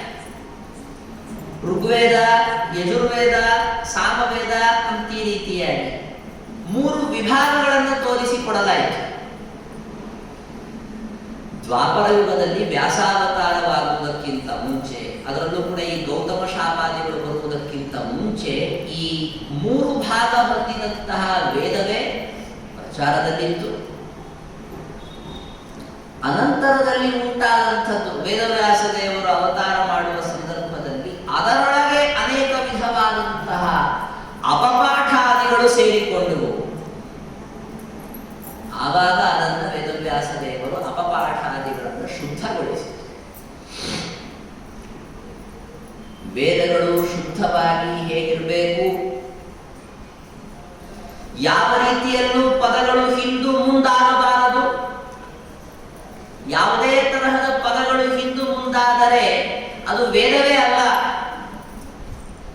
ವೇದ ಅಂತನ್ನುವುದನ್ನು ಅನೇಕ ತರಹದ ಪದಗಳಿಂದ ಕರೀತಾರೆ. ವೇದ, ಶ್ರುತಿ, ಆಮ್ನಾಯ ಅಂತ ಹೀಗೆಲ್ಲ ಬೇರೆ ಬೇರೆ ಪದಗಳಿವೆ. ವೇದಗಳನ್ನು ಹೇಳುವ ಪದಗಳಿವೆ. ಒಂದೊಂದು ಪದಗಳನ್ನು ಕೂಡ ಪ್ರಯೋಗ ಮಾಡಬೇಕಾದ್ರೆ ಅದಕ್ಕೆ ಅರ್ಥ ಇದೆ. ಯಾಕೆ ವೇದಗಳನ್ನ ಆಮ್ನಾಯ ಅಂತ ಕರೀತಾರೆ? ಆಚಾರ್ಯರು ಒಂದು ಕಡೆ ಹೇಳ್ತಾರೆ, ಆಮ್ನಾಯ ಅನನ್ಯಥಾ ಪಾಠ ವೇದಾಸ್ತೆ ನಿತ್ಯ ಭಿನ್ನತ್ವ ಶ್ರುತಯಶ್ಚ ಅಖಿಲೈ ಶ್ರುತೇ ಅಂತ ಶ್ರುತಿ, ಆಮ್ನಾಯ, ವೇದ ಇವೆಲ್ಲ ಪದಗಳನ್ನು ವ್ಯಾಖ್ಯಾನ ಮಾಡ್ತಾರೆ ಆಚಾರ್ಯರು. ಆಮ್ನಾಯ ಅಂತ ಯಾಕೆ ಕರೀತಾರೆ ಇದನ್ನ? ಅನನ್ಯಥಾ ಪಾಠ, ಎಂದೂ ಈ ವೇದ ಮಂತ್ರಗಳನ್ನ ಬೇರೆ ರೀತಿಯಾಗಿ ಮಾಡಿಲ್ಲ, ನಾವು ಮಾಡ್ತೀವ್ರಿ, ವೇದ ಆಗೋದಿಲ್ಲ.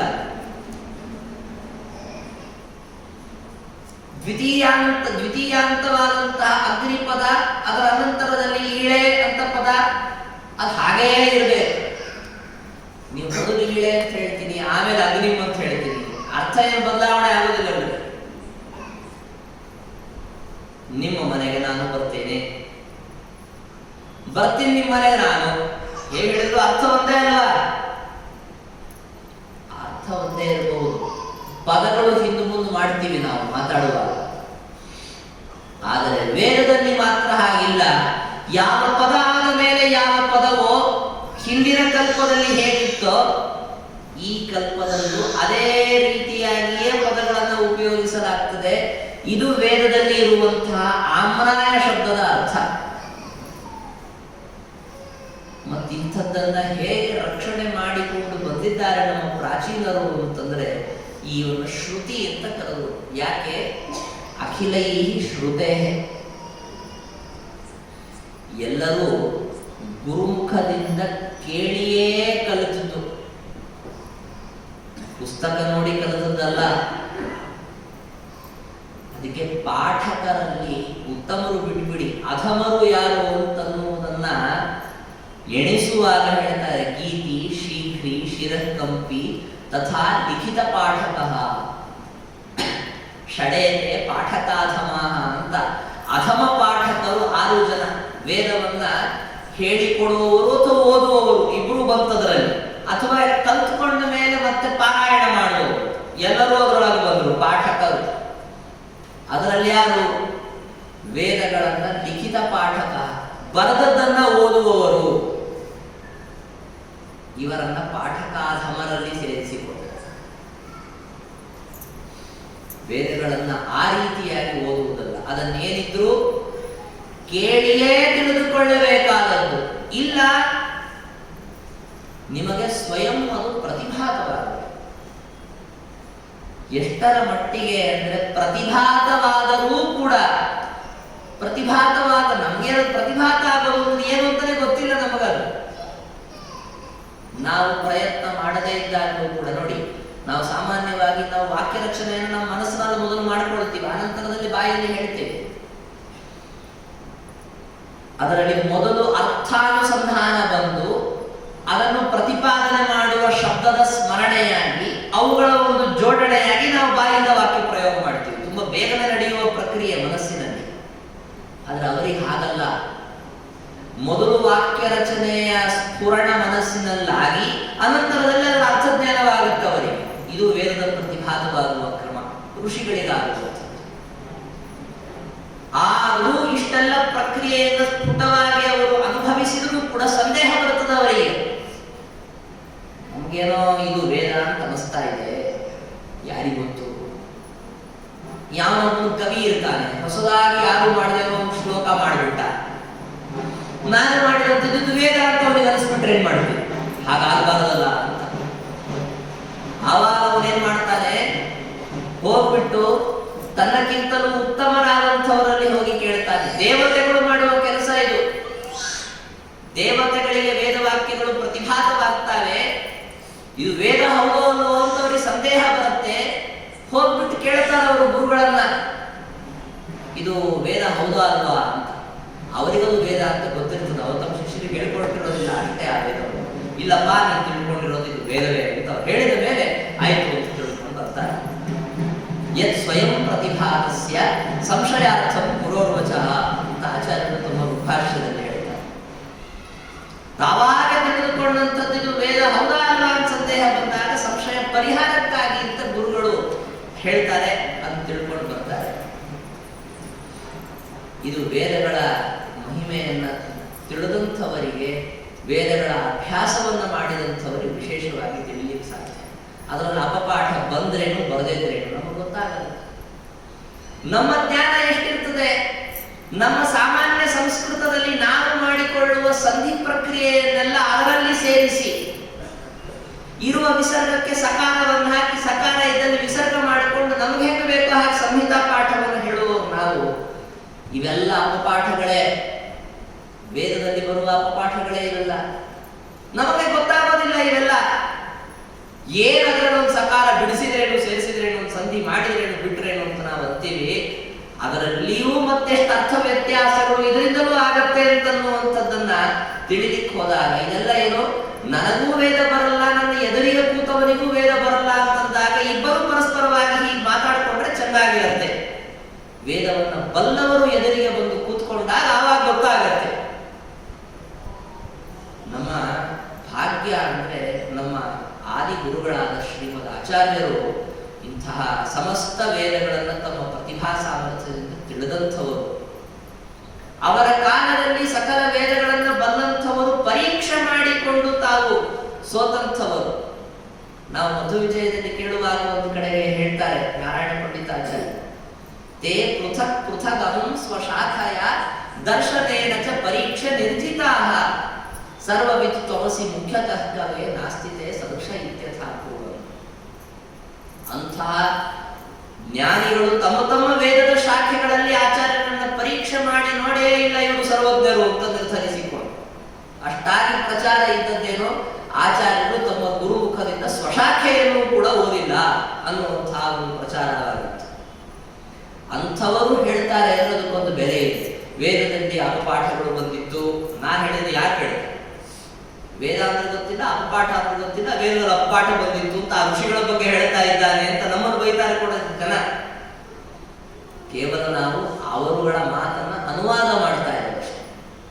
ವೇದಗಳಲ್ಲಿ ಹೀಗೆ ಅಪಪಾಠ ಬಂದಿತ್ತು, ಏನು ಬಂದಿತ್ತು ನಮಗೇನು ಗೊತ್ತಾಗುತ್ತೆ. ಅಪಾರವಾದ ವೇದ ಗದಧಿ, ಪಾಠದಲ್ಲಿಯೇ ವ್ಯತ್ಯಾಸವಾದ ಮೇಲೆ ಇನ್ನು ಅದರ ಅರ್ಥ ನಿರ್ಣಯ ಮಾಡುವ ವಿಷಯದಲ್ಲಂತೂ ಮುಗದೇ ಹೋಯಿತು. ಯಾರು ಕೇಳು. ಇವೆಲ್ಲ ಸಣ್ಣ ಪುಟ್ಟ ಪ್ರಶ್ನೆಗಳಿವೆ ನೋಡಿ. ಒಂದು ವೇದದ ಶಾಖೆಯಲ್ಲಿ ನೀವು ಹಿಂದೆ ಮುಂದೆಲ್ಲ ನೋಡಿ, ಉಪಕ್ರಮ ಉಪಸಂಹಾರ ಹೇಗೆ ಆರಂಭ ಆಯಿತು, ಹೇಗೆ ಕೊನೆ ಆಯಿತು, ಇದನ್ನೆಲ್ಲ ನೋಡಿಕೊಂಡು ಇದರಲ್ಲಿ ವಿಷ್ಣುವೇ ಜಗತ್ಕರ್ತ ಅಂತ ನಿರ್ಣಯವಾಗಿದೆ ಅಂತ ನೀವು ಹೇಳಲಿಕ್ಕೆ ಬಂದರೂ ಕೂಡ ಬೇರೆ ಶಾಖೆಯಲ್ಲಿ ಬೇರೆ ತರ ಹೇಳಿರ್ಬೋದಲ್ರಿ ಅಂತನ್ನುವ ಪ್ರಶ್ನೆಗಳೆಲ್ಲ ಉದ್ಭವಿಸೋದೇ ಈ ಒಂದು ಸಂದರ್ಭ ವಿಶೇಷದಲ್ಲಿ.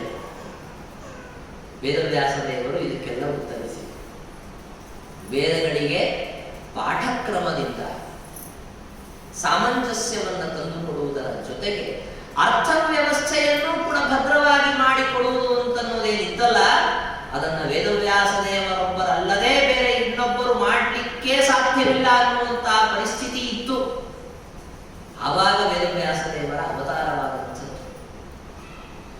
ವೇದವ್ಯಾಸ ದೇವರ ಅವತಾರ ಆಯಿತು ಅಂತನ್ನುವ ಸಂದರ್ಭದಿಂದಲೇ ಒಂದು ರೀತಿಯಲ್ಲಿ ಜಗತ್ತು ಹೇಗಿತ್ತು ಆವಾಗ ಅದರ ಒಂದು ಹಿಂದಿನ ಕ್ಷಣದ ಪರ್ಯಂತ ಶ್ರೀಮದ್ ಆಚಾರ್ಯರು ವರ್ಣನೆ ಮಾಡ್ತಾರೆ. ಮಹಾ ಅಜ್ಞಾನ ಭುಜಂಗ ದಷ್ಟಂ. ಈ ಜಗತ್ತು ಅಂತನ್ನುವುದು ಬಹಳ ದೊಡ್ಡ ಪ್ರಮಾಣದಲ್ಲಿ ವ್ಯಾಪಿಸಿಕೊಂಡಿರುವಂತಹ ಅಜ್ಞಾನವೆಂಬ ಭುಜಂಗದಿಂದ, ಹಾವಿನಿಂದ ಕಚ್ಚಲ್ಪಟ್ಟು ನಿಶ್ಚೇಷ್ಟವಾಗಿತ್ತು. ಎಲ್ಲರೂ ಓಡಾಡ್ಕೊಂಡಿದ್ರಲ್ರಿ, ಸತ್ಯವತಿ ನೌಕೆ ಓಡಿಸ್ತಾ ಇದ್ದು ಪರಾಶರದೊಳಗೆ ಬಂದು ಕೂತ್ಕೊಂಡಿದ್ರಿ, ಎಲ್ಲಿ ಎಲ್ಲರೂ ಮಂಕ ಕೂತ್ಕೊಂಡ್ಬಿಟ್ಟಿದ್ರು ಅನ್ನೋ ಥರ ಹೇಳ್ತಿರಲ್ಲ ಅಂತ ನೀವು ಪ್ರಶ್ನೆ ಕೇಳಬಹುದು. ನೀವು ನಡೆದಾಡುವುದು ಓಡಾಡುವುದು ಒಂದೇ ಒಂದು ಚೇಷ್ಟೆ ಅನ್ಕೊಂಡಿದ್ದೀರಿ. ಮಾನಸಿಕವಾದ ನಿಜವಾದ ಚೇಷ್ಟೆ ಇತ್ತಲ್ಲ, ಅದು ನಿಂತೋಗಿತ್ತು. ಅಂತಹ ಮಹಾಜ್ಞಾನ ಭುಜಂಗ ದಷ್ಟಂ ಉಜ್ಜೀವಯಾನೋ ಜಗದತ್ಯರೋಚತ. ಅಜ್ಞಾನದಿಂದ ಆವೃತವಾದ ಈ ಜಗತ್ತನ್ನ ವೇದವ್ಯಾಸ ದೇವರು ಕೇವಲ ತಮ್ಮ ಪ್ರಾದುರ್ಭಾವ ಮಾತ್ರದಿಂದಲೇ ಉಜ್ಜೀವನಗೊಳಿಸಿದರು.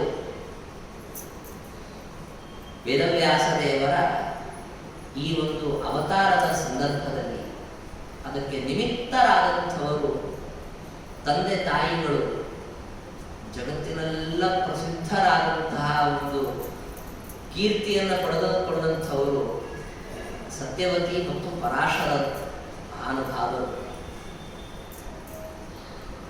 ವಸಿಷ್ಠರ ವಂಶದಲ್ಲಿ ಬಂದಂತಹ ಮಹಾನುಭಾವರು ಪರಾಶರ. ವಸಿಷ್ಠ ಅಂತ ಬ್ರಹ್ಮದೇವರ ಪುತ್ರರು. ವಸಿಷ್ಠ ನಾಮ ಕಮಲೋದ್ಭವಾತ್ಮಜ. ಆತ್ಮಜ ಅಂತ ಆಚಾರ್ಯರು ಹೇಳ್ತಾರೆ. ಅವರೇ ಮತ್ತೊಂದು ಜನ್ಮದಲ್ಲಿ ಮಿತ್ರಾವರುಣನ ಪುತ್ರರಾಗಿ ನೆಲೆಸಿದಂಥವರು. ಹೀಗಾಗಿ ವರುಣನ ಪುತ್ರರು ಕೂಡ ಹೋದವರು. ಆಚಾರ್ಯರೇ ಅದನ್ನ ಮತ್ತೊಂದು ಕಡೆಗೆ ಹೇಳ್ತಾರೆ, ವರುಣನ ಪುತ್ರ ಇವರು ಅಂತ. ತಾತ್ಪರ್ಯ ನಿರ್ಣಯದಲ್ಲಿ ಹೇಳ್ತಾರೆ, ವಸಿಷ್ಠ ನಾಮ ಕಮಲೋದ್ಭವಾತ್ಮಜ ಸುತೋಸ್ಯ ಶಕ್ತಿ ತನಯ ಪರಾಶರಃ ಇತ್ಯಾದಿಯಾಗಿ ಹೇಳುವಾಗ ವಸಿಷ್ಠರು ಅಂತನ್ನುವರು ಬ್ರಹ್ಮದೇವರ ಪುತ್ರರು ಅಂತ ಹೇಳ್ತಾರೆ. ಮತ್ತೊಂದು ಸಂದರ್ಭ ವಿಶೇಷದಲ್ಲಿ ಹೇಳುವಾಗ ಆಚಾರ್ಯರು ತಮ್ಮ ಯಮಕ ಭಾರತದಲ್ಲಿ ಹೇಳುವ ಸಂದರ್ಭದಲ್ಲಿ ವರುಣ ಪುತ್ರರು ಅಂತನ್ನುವ ಅರ್ಥ ಬರುವಂತಹ ಮಾತನ್ನ ಉಪಯೋಗಿಸ್ತಾರೆ. ಯಸ್ಯ ಕರಾಲೋಲಂ ಚಕ್ರಂ ಕಾಲಃ ಪರಸ್ಸಹಿ ಕರಾಲೋಲಂ ಯಸ್ಯ ಕದಾ ಪವಮಾನಃ ಸಂಯೋ ವ್ಯಾಸೋ ಭವತ್ ಸದಾ ಪವಮಾನಃ. ಅಲ್ಲಿ ವ್ಯಾಸಾವತಾರದ ಕಥೆಯನ್ನು ಆಚಾರ್ಯರು ಯಮಕ ಭಾರತದಲ್ಲೂ ಹೇಳ್ತಾರೆ. ಸಂಯೋ ವ್ಯಾಸಃ ಅಭವತ್ ಸದಾ ಪವಮಾನಃ. ಆಪವಮಾನಃ ಅಂತನ್ನುವ ಪದ, ಆಪವ ಅಂತಂದ್ರೆ ವಸಿಷ್ಠರು ಅವರ ವಂಶದಲ್ಲಿ ಹುಟ್ಟಿದ ಪರಾಶರರು ಅಂತನ್ನುವ ಅರ್ಥವನ್ನ ಆಚಾರ್ಯರೇ ಹೇಳಿದಂಥದ್ದು.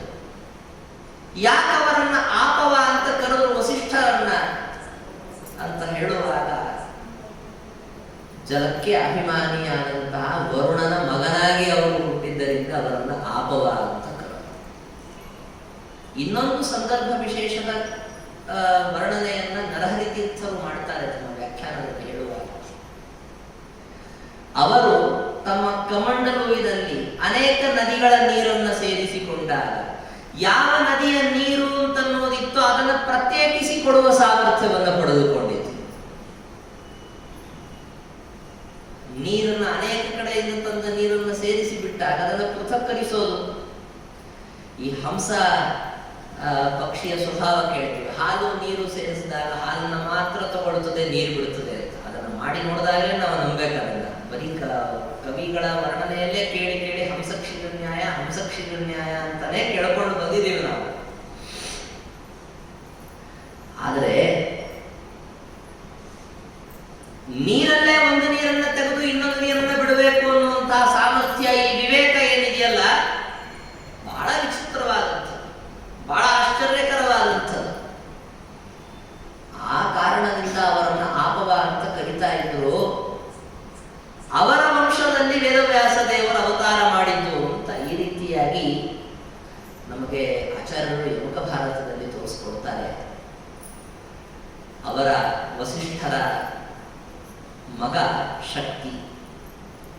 ವಿಶ್ವಾಮಿತ್ರರಿಗೂ ವಸಿಷ್ಠರಿಗೂ ನಡೆದಂತಹ ಬಹು ಸುದೀರ್ಘ ಕಾಲವಾಗಿ ನಡೆದಂತಹ ಜಗತ್ಪ್ರಸಿದ್ಧವಾದ ಕಲಹ. ಆ ಒಂದು ಸಂದರ್ಭದಲ್ಲಿ ಶಕ್ತಿ ಋಷಿಗಳು ಅವರು ಮರಣ ಹೊಂದಿಬಿಟ್ರು. ಅವರಿರಲಿಲ್ಲ. ಅವರು ಅವರ ಅಣ್ಣತಮ್ಮಂದರೆಲ್ಲ ತುಂಬ ನೂರಾರು ಜನ ಸತ್ತು ಹೋಗ್ಬಿಟ್ರು. ವಸಿಷ್ಠರಿಗೆ ಬಹಳ ಬೇಜಾರಾಗೋಯ್ತು. ಎಲ್ಲ ಮಕ್ಕಳು ಸತ್ತೋದ್ರೆ ನಾನು ಯಾಕೆ ಬದುಕಬೇಕು ಅಂತ ಅವರು ಸಾಯುವ ಪ್ರಯತ್ನವನ್ನ ಮಾಡಿದರು. ಬಹಳ ವಿಸ್ತಾರವಾದ ಕಥೆ. ಅವರು ಎಲ್ಲಿ ಸಾಯೋದಕ್ಕೆ ಹೋದ್ರು ಕೂಡ ಅವ್ರನ್ನ ಸಾಯಲಿಕ್ಕೆ ಬಿಡ್ಲಿಲ್ಲ. ನದಿಯಲ್ಲಿ ಹಾರಿ ಸಾಯಲಿಕ್ಕೆ ಹೋದ್ರೆ ಪಕ್ಕಕ್ಕೆ ಎತ್ತಿ ಕೂಡಿಸ್ಬಿಟ್ಟು ನನ್ನವಳು ಸಾಯಬೇಡಿ, ಕೊನೆ ತನಕ ನಮ್ಮ ಹೆಸರು ಹೇಳ್ತಾರೆ, ಬಸಿಟ್ಟರು ಇಳಿಸುತ್ತಿದ್ದು ಅಂತ ಹೇಳ್ತಾರೆ. ಕೊನೆಗೆ ಯಾರು ಈ ನದಿಗೆ ಬರೋದಿಲ್ಲ. ಬೇರೆ ತರ ಹೆದರಿಕೆಯಿಂದಲ್ಲ, ವಸಿಷ್ಠರು ಸಾಯುವುದಕ್ಕೆ ಕಾರಣ ಆಯಿತು, ನದಿ ನಾವು ಬೇಡ ಅಂತ ಬಿಟ್ಬಿಡ್ತಾರೆ ಜನ. ನನ್ನೊಳಗಂತೂ ಸಾಯಬೇಡ್ರಿ, ಬೇರೆ ಎಲ್ಲರೂ ಹೋಗ್ರಿ. ಇಷ್ಟರ ಮಟ್ಟಿಗೆ ಅವ್ರನ್ನ ಎಲ್ಲ ಕಡೆಗೆ ಸಾಯಲಿಕ್ಕೂ ಬಿಡ್ಲಿಲ್ಲ ಜನ ಅಂತ ಅನ್ನೋ ಪರಿಸ್ಥಿತಿ ಬಂದೋಯ್ತು. ಕೊನೆಗೆ ಬೇಸತ್ತು ಅವರು ತಮ್ಮ ಆಶ್ರಮ ಸ್ಥಾನಕ್ಕೆ ಬಂದ್ರೆ ಅವರಿಗೆ ವೇದದ ಧ್ವನಿ ಕೇಳಿಸ್ತಾ ಇತ್ತು. ಯಾವ ಗಂಡಸರೇ ಇಲ್ಲ ನಮ್ಮ ಆಶ್ರಮದಲ್ಲಿ. ಪಾಪ ಅವರು ಸೊಸೆ ಒಬ್ಬಳು ಕೂತ್ಕೊಂಡಿದ್ದಷ್ಟೇ, ಪಾಪ ಗರ್ಭಿಣಿ. ಅವಾಗ ಅವರು ಸೊಸೆ ಹೇಳಿದಳಂತ, ನಿಮ್ಮ ಮೊಮ್ಮಗ ಗರ್ಭದಲ್ಲಿದ್ದವ ಅವನು ಹೇಳ್ತಾ ಇರುವಂತ ವೇದ ಧ್ವನಿ ಇದು ಅಂತ ಹೇಳಿದಾಗ ಅವನ ಮೇಲೆ ಆಸೆಯನ್ನ ಇಟ್ಟುಕೊಂಡು ವಸಿಷ್ಠರು ಅನಂತರದಲ್ಲಿ ಬದುಕಿದರು ಅಂತ ನಾವು ಕಥೆ ಕೇಳ್ತೀವಿ. ಅವರೇ ಪರಾಶರರು. ಒಂದು ರೀತಿಯಲ್ಲಿ ಮೊಮ್ಮಗ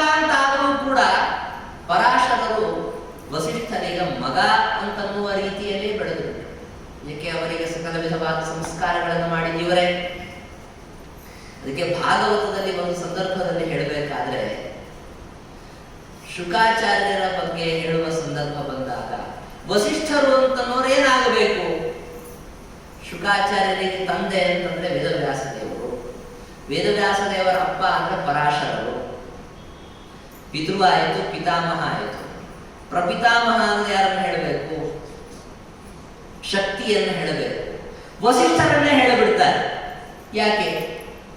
ಯಾವ ಇರ್ತಾವೆ ಅವು ಪಿತೃ ಎಂಬ ಶಬ್ದದಿಂದಲೇ ಎಲ್ಲರನ್ನೂ ಹೇಳ್ತಾರೆ. ಆ ಥರ ಪ್ರಪಿತಾಮಹ ಶಬ್ದದಿಂದ ಹೇಳಿರ್ತಾರೆ ಬಿಡ್ರಿ. ವ್ಯಾಖ್ಯಾನಕಾರರು ತೋರಿಸ್ತಾರೆ ಒಂದು ಸಂದರ್ಭ ವಿಶೇಷದಲ್ಲಿ, ಇಲ್ಲ ಇಲ್ಲ ಅದು ಶಕ್ತಿ ಅಂತಂಬುವರನ್ನ ಮಧ್ಯದಲ್ಲಿ ತೆಗೆದುಹಾಕ್ಬಿಟ್ರು. ಯಾಕೆಂದ್ರೆ ಪರಾಶರರು ಹುಟ್ಟಿದಾಗಿಂದ ನೋಡಿದ್ದೇ ವಸಿಷ್ಠರನ್ನ. ಒಂದು ರೀತಿಯಲ್ಲಿ ಅಜ್ಜನನ್ನು ಅಪ್ಪನಂತೆ ಕಂಡು ಬೆಳೆದವರು. ಅಪ್ಪ ಮಾಡಬೇಕಾದ ರೀತಿಯಲ್ಲಿ ಉಪನಯನಾದಿ ಸಂಸ್ಕಾರಗಳನ್ನ ಅಜ್ಜನಿಂದಲೇ ಪಡೆದುಕೊಂಡು ಬೆಳೆದವರು. ಆದ್ದರಿಂದ ಅವರೇ ಅಪ್ಪ ಇದ್ದಾರೆ. ಹೀಗಾಗಿ ಶುಕಾಚಾರ್ಯರಿಗೆ ಮೇಲಿನ 3 ತಲೆ ಅಂದರೆ ವ್ಯಾಸ, ಪರಾಶರ, ವಸಿಷ್ಠ ಅಂತ 3 ಜನ ಆಗ್ಬಿಟ್ರು.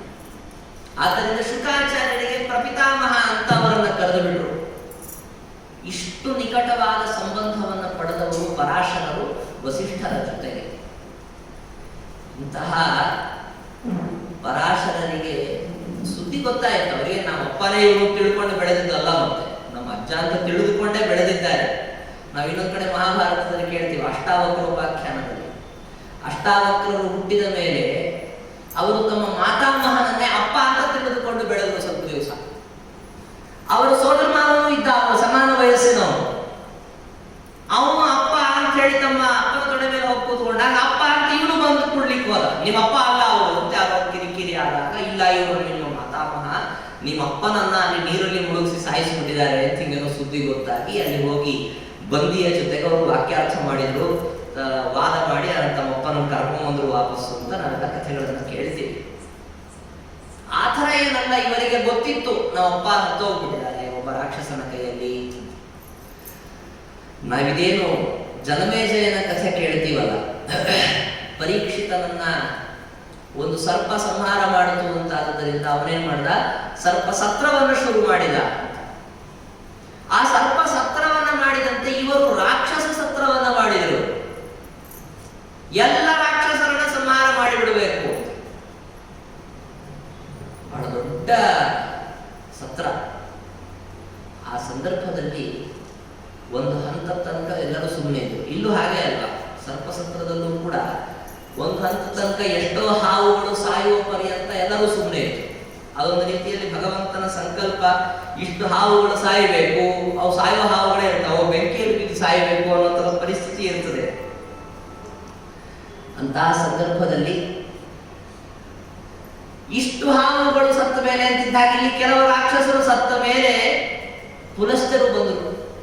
ಅವರು ಈ ರಾಕ್ಷಸ ಕುಲವನ್ನು ಬೆಳೆಸಿದವರಲ್ಲ, ಪುಲಸ್ತ್ಯ ವಂಶದಲ್ಲೇ ಇವನು ರಾವಣ ಕುಂಭಕರ್ಣಾದಿಗಳು ಬಂದದ್ದಲ್ಲ. ಅವರು ಬಂದು ಬಿಟ್ಟು ಅವರು ನಿಷೇಧ ಮಾಡಿದ್ದಾರೆ. ಯಾಕಪ್ಪ ಸುಮ್ಮನೆ ಈ ಕ್ರೋಧವನ್ನ ಮಾಡಿಕೊಂಡು ಇಷ್ಟೆಲ್ಲ ಜನ ರಾಕ್ಷಸರ ನಾಶಕ್ಕೆ ನೀನು ಕಾರಣ ಆಗ್ತಾ ಇದ್ದೀನಿ, ಬೇಡ, ಬಿಟ್ಟು ಬಿಡು ಇದನ್ನ ಅಂತ ಹೇಳಿದಾಗ ಅವರ ಮಾತಿಗೆ ಬೆಲೆ ಕೊಟ್ಟು ತಮ್ಮ ಪಿತಾಮಹರಾದ ವಸಿಷ್ಠರ ವರ್ತನೆಯನ್ನು ಕೂಡ ನೆನಪಿಸಿಕೊಂಡವರು ಪೂರ್ಣ ವಿರಾಮವನ್ನು ಪಡೆದರು. ಎಂಥ ಆಶ್ಚರ್ಯ! ಅವರು ಆ ಕೋಪ ತಾಪ ಅವರ ಮನಸ್ಸಲ್ಲಿದ್ದದ್ದನ್ನು ನೋಡಿದರೆ ಸರ್ವನಾಶವಾಗುವ ತನಕ ಬಿಡಬಾರದು ಅವರು. ಆದ್ರೆ ಅವರು ಯೋಚನೆ ಮಾಡಿದ್ರು, ನಮ್ಮ ಅಜ್ಜ ವಸಿಷ್ಠರು ಮಹಾ ಸಮರ್ಥರು, ಅವರು ವಿಶ್ವಾಮಿತ್ರರಿಷ್ಟೆಲ್ಲ ವಿರೋಧ ಮಾಡಿದಾಗಲೂ ಸುಮ್ಮನೆ ಇದ್ರು ಅವರು. ಯಾಕೆ? ಒಂದೇ ಕ್ಷಮ ಎಂಬ ಗುಣವನ್ನ ಅವಲಂಬಿಸಿಕೊಂಡು, ಬ್ರಾಹ್ಮಣನಿಗೆ ಕ್ಷಮ ಎಂಬ ಗುಣ ಬಹಳ ಮುಖ್ಯವಾದದ್ದು. ಏನೂ ವಿರೋಧ ಮಾಡಲಿಲ್ಲ, ಸುಮ್ಮನೆ ಇದ್ರು. ಮತ್ತೆ ನಾನು ಅವರ ಮೊಮ್ಮಗ ಆಗಿ ಇಷ್ಟು ಕೋಪ ಮಾಡಿಕೊಂಡು ಈ ರಾಕ್ಷಸರ ಸಂಹಾರದಲ್ಲಿ ಹೊರಟಿದ್ದೀನಲ್ಲ, ಬೇಡ ಅಂತ ಬಿಟ್ಟುಬಿಟ್ಟು. ಆದ್ರೆ ಅವರ ಕೋಪ ಇತ್ತಲ್ಲ, ಸಿಕ್ಕಾಪಟ್ಟೆ ಕೋಪ, ಅದೊಂದು ರೀತಿಯಲ್ಲಿ ತಮ್ಮ ದೇಹದಿಂದ ಹೊರ ಹಾಕಿದರ ಅದು ಅಗ್ನಿ ರೂಪವನ್ನು ತಾಳಿತು. ಅದನ್ನ ನೀರಿನ ಮಧ್ಯದಲ್ಲಿ ವಿಸರ್ಜನೆ ಮಾಡಿಬಿಟ್ರು ಅಂತ ಹೇಳ್ತಾರೆ. ಈಗ ಅವರು ಕೋಪವನ್ನ ಬಿಟ್ಟಿದ್ದಕ್ಕೆ ತುಂಬಾ ಸಂತೋಷ ಪಟ್ಟಂತಹ ಋಷಿಗಳು ಅವರಿಗೆ ಒಂದು ವಿಶಿಷ್ಟವಾದ ಅನುಗ್ರಹವನ್ನು ಮಾಡಿದರು. ನೀವು ಪುರಾಣ ಪ್ರವರ್ತಕರಾಗಿರಿ.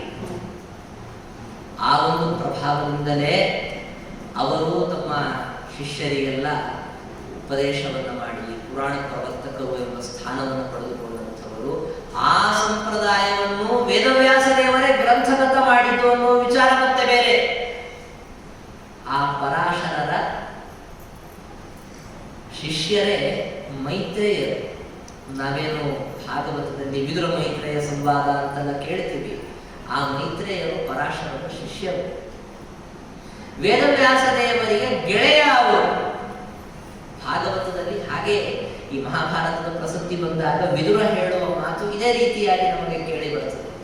ಮುನಿರ್ ವಿವಕ್ಷು ಭಗವದ್ಗುಣಾನಾಂ ಸಖಾಪಿತೆ ಭಾರತ ಮಾಹ ಕೃಷ್ಣ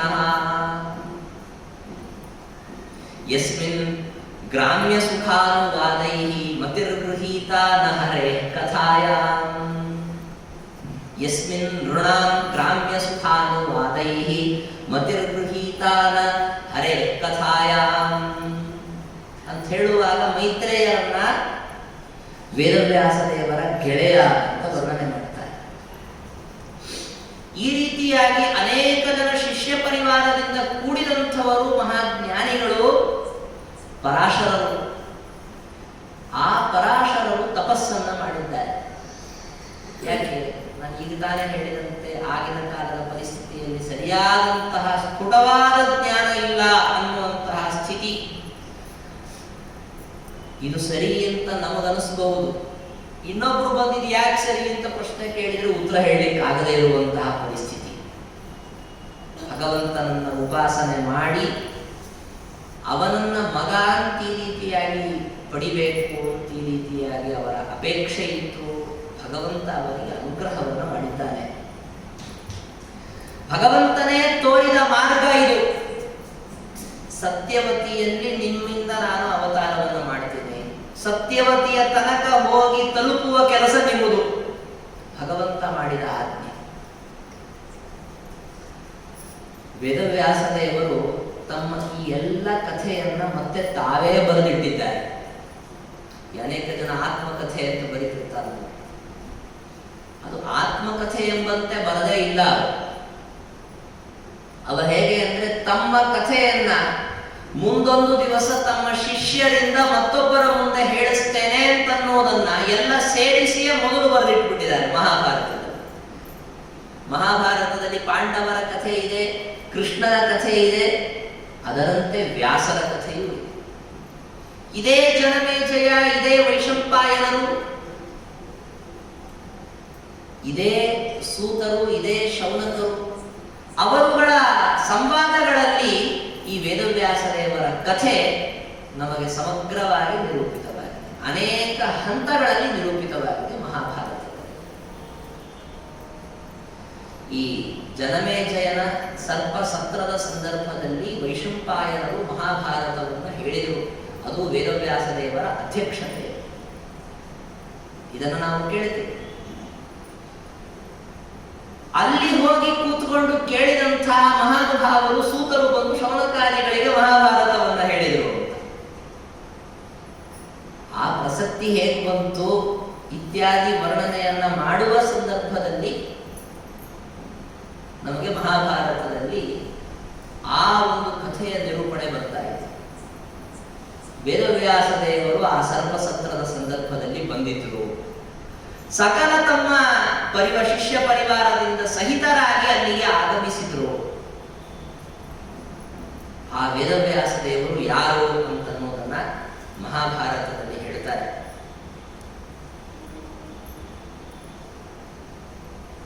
ಸೂತಪುತ್ರರಾದ ಉಗ್ರಶ್ರವ ಅಂತನ್ನೋರು ಹೇಳುವಾಗ, ಶ್ರುತ್ವಾತು ಸರ್ಪಸತ್ರಾಯ ದೀಕ್ಷಿತಂ ಜನಮೇಜಯಂ ಅಭ್ಯಗಚ್ಚದ್ ಋಷಿರ್ ವಿದ್ವಾನ್ ಕೃಷ್ಣದ್ವೈಪಾಯನಸ್ತದಾ. ಅಲ್ಲಿಗೆ ವೇದವ್ಯಾಸ ದೇವರು ಬಂದರು ಅಂತ ಹೇಳಿದಾಗ ಯಾರವರು ವೇದವ್ಯಾಸ ದೇವರು ಅಂತನ್ನುವಾಗ ಸಂಕ್ಷಿಪ್ತವಾಗಿ ಕೆಲವು ಶ್ಲೋಕಗಳಲ್ಲಿ ವೇದವ್ಯಾಸ ದೇವರ ಸಮಗ್ರವಾದ ಚರಿತ್ರದ ಸಂಗ್ರಹ ನಮಗೆ ಬರುತ್ತೆ. ಜನಯಾಮಾಸಯಂ ಕಾಲಿ ಶಕ್ತೇ ಪುತ್ರಾತ್ ಪರಾಶರಾತ್ ಕನ್ಯೈ ಪಾಂಡವಾನಾಂ ಪಿತಾಮಹಂ ಜಾತಮಾತ್ರಶ್ಚ ಯಃ ಸದ್ಯಃ ಇಷ್ಟ್ಯಾ ದೇಹಮವೀವೃಧತ್ ವೇದಾಂಶ್ಚಾಧಿಜಗೆ ಸಾಂಗಾನ್ ಸೇತಿಹಾಸಾನ್ ಮಹಾಯಶಾಃ ಯಂ ನಾತಿ ತಪಸಾ ಕಶ್ಚಿತ್ ನ ವೇದಾಧ್ಯಯನೇನ ಚ ನ ವ್ರತೈರ್ನೋಪವಾಸೈಶ್ಚ ನ ಪ್ರಸೂತ್ಯಾ ನ ಮನ್ಯುನಾ ವಿವ್ಯಾಸ ಏಕಂ ಚತುರ್ಥಾಯೋ ವೇದಂ ವೇದವಿದಾಂ ವರಃ ಪರಾವರಜ್ಞೋ ಬ್ರಹ್ಮರ್ಷಿಃ ಕವಿಃ ಸತ್ಯವ್ರತಃ ಶುಚಿಃ. ಇಷ್ಟು ಶ್ಲೋಕಗಳಲ್ಲಿ ವೇದವ್ಯಾಸ ದೇವರ ಸಮಗ್ರವಾದ ಚರಿತ್ರವನ್ನು ಸಂಗ್ರಹ ಮಾಡಿದ್ದಾರೆ. ಶಕ್ತಿ ಪುತ್ರರಾದಂತಹ ಪರಾಶರರಿಂದ ಕಾಲಿ ಅಂತನ್ನುವಳು ಇವರನ್ನ ಪಡೆದುಕೊಂಡು ಮಗನನ್ನಾಗಿ ಪಡೆದುಕೊಂಡು, ಅಂದ್ರೆ ಸತ್ಯವತಿ ಪಡೆದುಕೊಂಡು ನಾವು ಕೇಳಿದ್ವಿ, ಕಾಲಿಯಲ್ಲಿಂದ ಬಂದಿವಳು ಅಂತ. ಅವಳಿಗೆ ಕಾಲಿ ಅಂತಲೇ ಈ ರೀತಿಯಾಗಿ ಮೊದಲು ಹೆಸರಿದ್ದದ್ದು. ಅವಳಿಗೆ ಸತ್ಯವತಿ ಅಂತ ಹೆಸರು ಬಂದದ್ದೇ ಯಾಕೆ? ಆಚಾರ್ಯರು ತಮ್ಮ ತಾತ್ಪರ್ಯ ನಿರ್ಣಯದಲ್ಲಿ ಅದಕ್ಕೆ ಕಾರಣವನ್ನ ಕೊಡ್ತಾರೆ. ಆಚಾರ್ಯರು ಪ್ರಾರಂಭದಲ್ಲಿ ಏನು ಅಂತಂದ್ರೆ 10ನೇ ಅಧ್ಯಾಯದಲ್ಲಿ ಹೇಳುವಾಗ ಸತ್ಯವತಿ ಎಂಬ ಶಬ್ದವನ್ನು ವ್ಯಾಖ್ಯಾನ ಮಾಡೋದಿಲ್ಲ. ಅವಳು ಸತ್ಯವತಿ ಸತ್ಯವತಿ ಇಷ್ಟು ಹೇಳಿ ಬಿಟ್ಬಿಡ್ತಾರೆ. ಮುಂದೆ ಹೋಗ್ಬಿಟ್ಟು ಶಂತನುವಿನ ಜೊತೆಗೆ ಅವಳ ವಿವಾಹವಾಗತ್ತಲ್ಲ, ಆ ಸಂದರ್ಭ ಬಂದಾಗ ಭೀಷ್ಮರು ಅವಳ ಪೂರ್ವಾಪರಗಳನ್ನ ಯೋಚನೆ ಮಾಡಿದ್ರು. ತಮ್ಮಪ್ಪನಿಗೆ ತಂದು ಮದುವೆ ಮಾಡಿಸ್ಬೇಕಾದ್ರೆ ಯಾರು ಇವಳು? ಅವರು ಯೋಚನೆ ಮಾಡಿದಾಗ ತಿಳಿದ ವಿಚಾರವನ್ನು ಸಂಗ್ರಹಿಸುವಾಗ ಶ್ರೀಮದ್ ಆಚಾರ್ಯರು ಹೇಳ್ತಾರೆ, ಸತ್ಯಸ್ಯ ವಿಷ್ಣೋಹೋ ಮಾತರಂ ನಾಮತಸ್ತತ್ ಲೋಕೆ ಖ್ಯಾತಾಂ ಸತ್ಯವತಿ ಇತ್ಯುದಾರಾಂ ವಿವಾಹಯಾಮಾಸ ಪಿತುಸ್ಸ ಭೀಷ್ಮಃ ಅಂತ ಹೇಳ್ತಾರೆ. ಅಲ್ಲಿ ಹೇಳ್ತಾರೆ ಸತ್ಯವತಿ ಅಂತ ಯಾಕೆ ಹೆಸರು ಬಂತು? ಸತ್ಯ ಎಂಬ ಶಬ್ದ ಇದು ವಿಷ್ಣುವಾಚಕವಾದಂತಹ ಶಬ್ದ. ಇದು ಸತ್ಯ ಜ್ಞಾನವಂತಂ ಬ್ರಹ್ಮ ಇತ್ಯಾದಿ ಶ್ರುತಿಗಳಲ್ಲಿ ಪ್ರಸಿದ್ಧವಾದಂತಹ ನಾಮಧೇಯ. ಅಷ್ಟೇ ಅಲ್ಲದೆ ಸತ್ಯ ಅಂತ ಕರೆಸಿಕೊಂಡಿರುವಂಥದ್ದು ಬ್ರಹ್ಮಮೀಮಾಂಸಾ ಶಾಸ್ತ್ರ. ಅದೇ ಇವರ ಸ್ವರೂಪ. ಅದನ್ನ ರಚನೆ ಮಾಡಿದಂತಹವರು ಅಂತಾದ್ದರಿಂದ ಸತ್ಯ ಅಂತ ಕರೆಸಿಕೊಂಡಂಥವರು ವೇದವ್ಯಾಸ ದೇವರು. ಅಂತಹ ವೇದವ್ಯಾಸ ದೇವರನ್ನ ಉಳ್ಳವಳು. ಈಗ ನೋಡ್ರಿ, ಪುತ್ರವತಿ ಅಂತ ಕರೀತಾರೆ. ಒಬ್ಬ ಮಗುವನ್ನ ಪಡೆದ ಹೆಣ್ಮಗಳನ್ನ ಪುತ್ರವತಿ ಅಂತ ಕರೀತಾರೆ. ಯಾಕೆ ಪುತ್ರವತಿ ಅಂತ ಯಾಕೆ ಕರೀತಾರೆ? ಮಕ್ಕಳನ್ನುಳ್ಳವಳು ಅಂತ ಅರ್ಥ. ಮಕ್ಕಳನ್ನ ಪಡೆದವಳು ಅಂತಷ್ಟೇ ಅರ್ಥ. ಅದಕ್ಕೆ ಒಂದು ಮಗುವಿಗೆ ತಾಯಿ. ಹಾಗೆ ಸತ್ಯವತಿ, ಸತ್ಯ ಅಂತ ಕರೆಸಿಕೊಂಡರು ವೇದವ್ಯಾಸ ದೇವರನ್ನು ಉಳ್ಳವಳು, ವೇದವ್ಯಾಸ ದೇವರ ತಾಯಿ. ಈ ಕಾರಣದಿಂದಲೇ ಲೋಕೆ ಸತ್ಯವತಿ ಇತಿ ಖ್ಯಾತ, ಲೋಕದಲ್ಲಿ ಸತ್ಯವತಿ ಅಂತ ಕರೆಸಿಕೊಂಡವಳಿವಳು. ಅವಳ ಬಣ್ಣ ಕಪ್ಪಾಗಿತ್ತು, ಆ ಕಾರಣದಿಂದ ಕಾಲಿ ಅಂತ ಕರೀತಾ ಇದ್ದರು. ಅವಳ ಜನ್ಮವಾದದ್ದು ಬಹಳ ಚಿತ್ರವಾದದ್ದು, ಭಗವಂತನೇ ತೋರಿಸಿಕೊಂಡು. ಹೊರಗೆ ನೋಡುವ ಜನರಿಗೆ ಅವಳೊಬ್ಬಳು ದಾಸರಾಜನ ಮನೆಯಲ್ಲಿದ್ದಂಥವಳು. ಅವಳ ಮೈಯಿಂದ ಮೀನಿನ ವಾಸನೆ ಬರ್ತಾ ಇತ್ತು. ಮತ್ಸ್ಯಗಂಧ ಅಂತ ಅವಳಿಗೆ ಹೆಸರು ಬೇರೆ ಇತ್ತು. ಮೀನಿನ ವಾಸನೆ. ದಾಸರಾಜನಿಗೆ ಒಂದು ಸಂದರ್ಭದಲ್ಲಿ ಆಶ್ಚರ್ಯ ಆಗೋಯಿತು ಅಂತ ಮಹಾಭಾರತದಲ್ಲಿ ಅದನ್ನು ವರ್ಣನೆ ಮಾಡ್ತಾರೆ. ಯಾವಾಗ ವೇದವ್ಯಾಸ ದೇವರನ್ನ ಮಗನನ್ನಾಗಿ ಪಡೆದಳು ಅವಳು, ಅನಂತರದಲ್ಲಿ ಪರಾಶರರ ಅನುಗ್ರಹದಿಂದ ಅವಳ ದುರ್ಗಂಧ ಹೋಗಿ ಸುಗಂಧ ಬಂದು ಬಿಡ್ತು. ಮನೆಗೆ ಬಂದ್ರೆ ಅವರ ಅಪ್ಪ ದಾಸರಾಜ ಕೇಳಿದಂತ, ಏನಮ್ಮ ಎಲ್ಲಿಂದ ವಾಸನೆ ಬರ್ಲಿಕ್ಕೆ ಏನ್ ಸೆಂಟ್ ಹಾಕೊಂಡ್ಬಂದು ಇದು ಕೇಳಿರ್ತಾವ ಅವರಪ್ಪ. ಇಲ್ರಿ, ಯಾವ ಸೆಂಟಿಗೇಟ್ ಹಾಕೊಂಡ್ರು ಬರೋ ವಾಸನೆ ಅಲ್ಲ. ಯಾಕೆ? 5 ನಿಮಿಷ ಅದು ಹಾಕೊಂಡು 5 ನಿಮಿಷ ತನಕ ಬಂದ್ರೆ ಬರ್ತಿರ್ತದೆ. ಇಲ್ಲೇ ದುರ್ವಾಸನೆ ಮೈ ಸೇರ್ಕೊಂಡು ಇನ್ನೂ ದುರ್ಗಂಧ ಬರ್ಲಿಕ್ಕೆ ಶುರು ಆಗ್ಬಿಡ್ತು. ಆದ್ರೆ ಅವಳು ಎಷ್ಟು ಒಂದು ಸುಮಾರು ಒಂದು ಅರ್ಧ ಯೋಜನ ಪರ್ಯಂತ ಅವಳ ಮೈ ಸುಗಂಧ ಬರ್ತಾ ಇತ್ತು. ಅಂದ್ರೆ ಆ ಸುಗಂಧದ ಪರಿಚಯ ಇದ್ದು ಬಿಟ್ಟವರಿಗೆ ಇಲ್ಲೆಲ್ಲೋ ಅರ್ಧ ಯೋಜನದ ಸುತ್ತಮುತ್ತಲಲ್ಲಿ ಸತ್ಯವತಿ ಇದ್ದಾಳೆ ಅಂತ ಗೊತ್ತಾಗುತ್ತೆ. ಆತ ಇದು ಪರಾಶರರು ಮಾಡಿದಂತಹ ಅನುಗ್ರಹ. ಹೇಳಿದಳಂತವಳು, ಪರಾಶರರು ಅನುಗ್ರಹ ಮಾಡಿದ್ದರಿಂದ ಹೀಗ ಹೀಗಾಯ್ತು ಅಂತ. ಹೌದಾ ಅಂತ ಅವನು ಸಂತೋಷ ಪಟ್ಟ ಅವರಪ್ಪ. ಅವಳು ಹುಟ್ಟಿದ್ದು ದಾಶರಾಜನಲ್ಲಿ ಅಲ್ಲ, ದಾಶರಾಜ ಅವರ ಹೆಂಡತಿಯರಲ್ಲ, ಮತ್ಸ್ಯ ಉದರದಿಂದ ಹುಟ್ಟಿದಂಥವಳು ಅವಳು. ಕೇವಲ ದಾಶರಾಜನ ಮನೆಯಿಂದ ಅವಳನ್ನ ಬೆಳೆಸಿದ್ದಷ್ಟೇ. ಆಚಾರ್ಯರೊಳಗೆ ಹೇಳ್ತಾರೆ, ಕನ್ಯಾ ತುಸಾ ದಾಶರಾಜಸ್ಯ ಸದ್ಮನ್ಯವರ್ಧತಾತೀವ ಸ್ವರೂಪಯುಕ್ತ. ಮತ್ತ ಹಾಗಾದ್ರೆ ಅದು ಯಾರ ಮಗಳು? ಮತ್ಸ್ಯ ಉದರದಲ್ಲಿ ಇವಳು ಹೇಗೆ ಹುಟ್ಟಿದಳು? ಭಗವಂತ ಪರಾಶರನಿಗೆ ಹೇಳಿದ, ಇವಳು ನನ್ನ ಭಕ್ತನಾದಂತಹ ವಸುವಿನ ಮಗಳು ಅಂತನ್ನುವ ವಿಚಾರವನ್ನು ಹೇಳಿದ. ಇದು ವಾಸ್ತವವಾಗಿ ಪ್ರಾರಂಭದ ಹಂತದಲ್ಲಿ ಸತ್ಯವತಿಗೂ ಗೊತ್ತಿರಲಿಲ್ಲ. ಆದರೆ ಪರಾಶರರೇ ಅದನ್ನೆಲ್ಲ ಬೋಧನೆ ಮಾಡಿದಂಥವಳಿಗೆ ಬರೀ ಬೋಧನೆ ಮಾಡಿದ್ರು ಅಷ್ಟೇ ಅಲ್ಲದೆ, ಅವಳ ಈ ಜನ್ಮ ಹೇಗಾಯಿತು ಅನ್ನುವ ವಿಚಾರ ಅಷ್ಟೇ ಅಲ್ಲದೆ, ಇವಳ ಪೂರ್ವ ವೃತ್ತಾಂತವನ್ನು ಕೂಡ, ಯಾಕೆ ಇವಳು ಮತ್ಸ್ಯಕನ್ಯೆಯಲ್ಲಿ ಹುಟ್ಟಿದ್ದು, ಯಾಕೆ ದಾಸರಾಜನ ಮನೆಯಲ್ಲಿ ಬೆಳೆದು, ಯಾಕೆ ವಸುವಿನ ಜೊತೆಗೆ ಬೆಳೆಯಲಿಲ್ಲ, ಎಲ್ಲದಕ್ಕೆ ಕಾರಣವನ್ನು ಪರಾಶರರು ಹೇಳಿದಾಗ ಅವಳಿಗೆ ಜಾತಿ ಸ್ಮರತ್ವ ಬಂತು. ನಾನು ಯಾರು ಅನ್ನುವ ಒಂದು ಪ್ರತ್ಯನಿತ್ಯ ಬಂತ ಅವಳಿಗೆ. ಅವಳು ಪಿತೃಗಳ ಮಾನಸ ಪುತ್ರಿ ಅಚ್ಚೋದ ಅಂತ ನೋಡು. ಪಿತೃಗಳು ತುಂಬಾ ಸೂಕ್ಷ್ಮ ರೂಪದಿಂದ ಇರುವಂಥವರು, ಕಾಣಿಸಿಲ್ಲ ಅವರಿಗೆ. ಅವರ ಮನಸ್ಸಿನಿಂದ ಹುಟ್ಟಿದಂಥವರು. ಅದೇ ಮನಸ್ಸಿನಿಂದ ಹೇಗೆ ಹುಟ್ಟುತ್ತಾರೆ ಪ್ರಶ್ನೆ ಕೇಳಬಹುದು.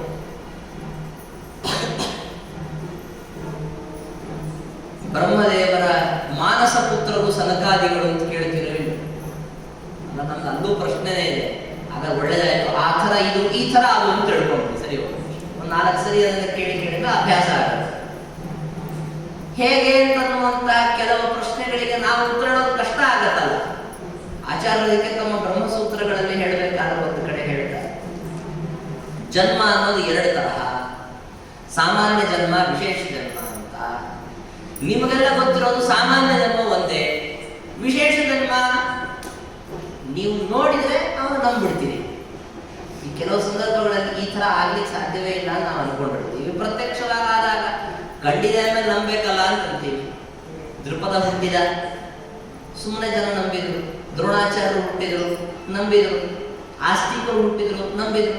ಹೇಗೆ ಇವೆಲ್ಲ ವಿಶೇಷ ಜನ್ಮಗಳೇ. ಆ ಥರ ಇದು ಒಂದು ವಿಶೇಷ ಜನ್ಮ, ಮನಸ್ಸಿನಿಂದ ಹುಟ್ಟಿದಂತು. ಪಿತೃಗಳ ಮಾನಸ ಪುತ್ರಿ ಇವಳು.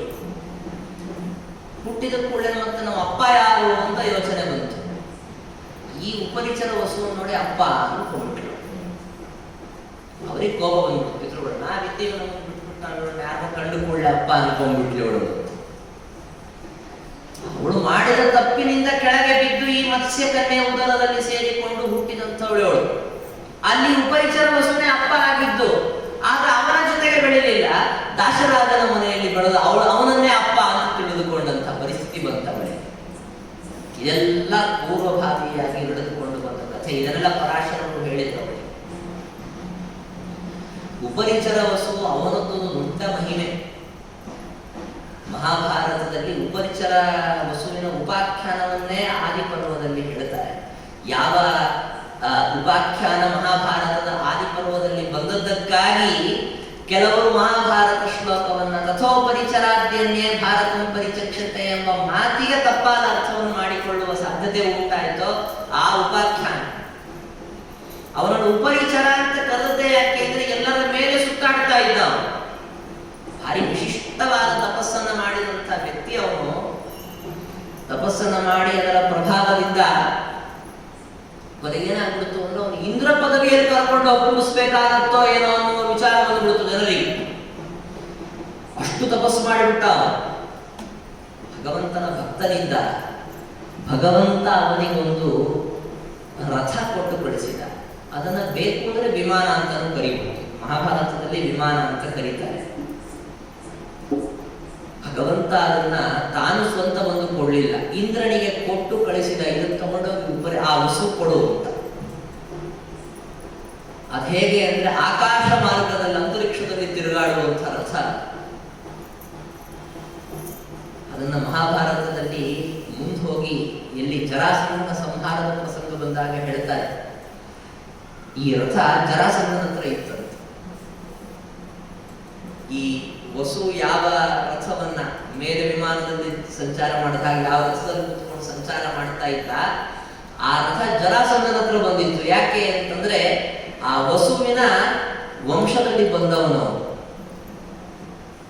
ಅವನ ವಂಶದಲ್ಲಿ ಬಂದವನು ಬೃಹದ್ರಥನ ಮಗ ಇವನು ಅಂತ. ಆದ್ದರಿಂದ ಜರಾಸಂಧನ ಹತ್ರ ಬಂದಿತ್ತು. ಜರಾಸಂಧ ಸತ್ತೋದ ಮೇಲೆ ಏನಾಯಿತು, ಸಹದೇವ ಅಂತ ಅವನ ಜರಾಸಂಧನ ಮಗ ಏನಿದ್ದ, ಅವನು ಆ ರಥವನ್ನು ತಂದು ಭೀಮಸೇನಿಗೆ ಕೊಟ್ಟ. ಜಯದ್ರಥ ಜರಾಸಂಧನನ್ನ ಗೆದ್ದದ್ದರ ಕುರುಹಾಗಿ ಭೀಮಸೇನ ದೇವರಿಗೆ ಆ ರಥವನ್ನು ಕೊಟ್ಟಂತ. ತಗೊಳ್ಳಿ, ಭೀಮಸೇನಿಗೆ ಗೊತ್ತಾಯಿತು ಈ ರಥ ಇದು ದೇವರು ಇಂದ್ರನ ಕಡೆಯಿಂದ ವಸುವಿಗೆ ಕೊಡಿಸಿದ್ದು ಅಂತ.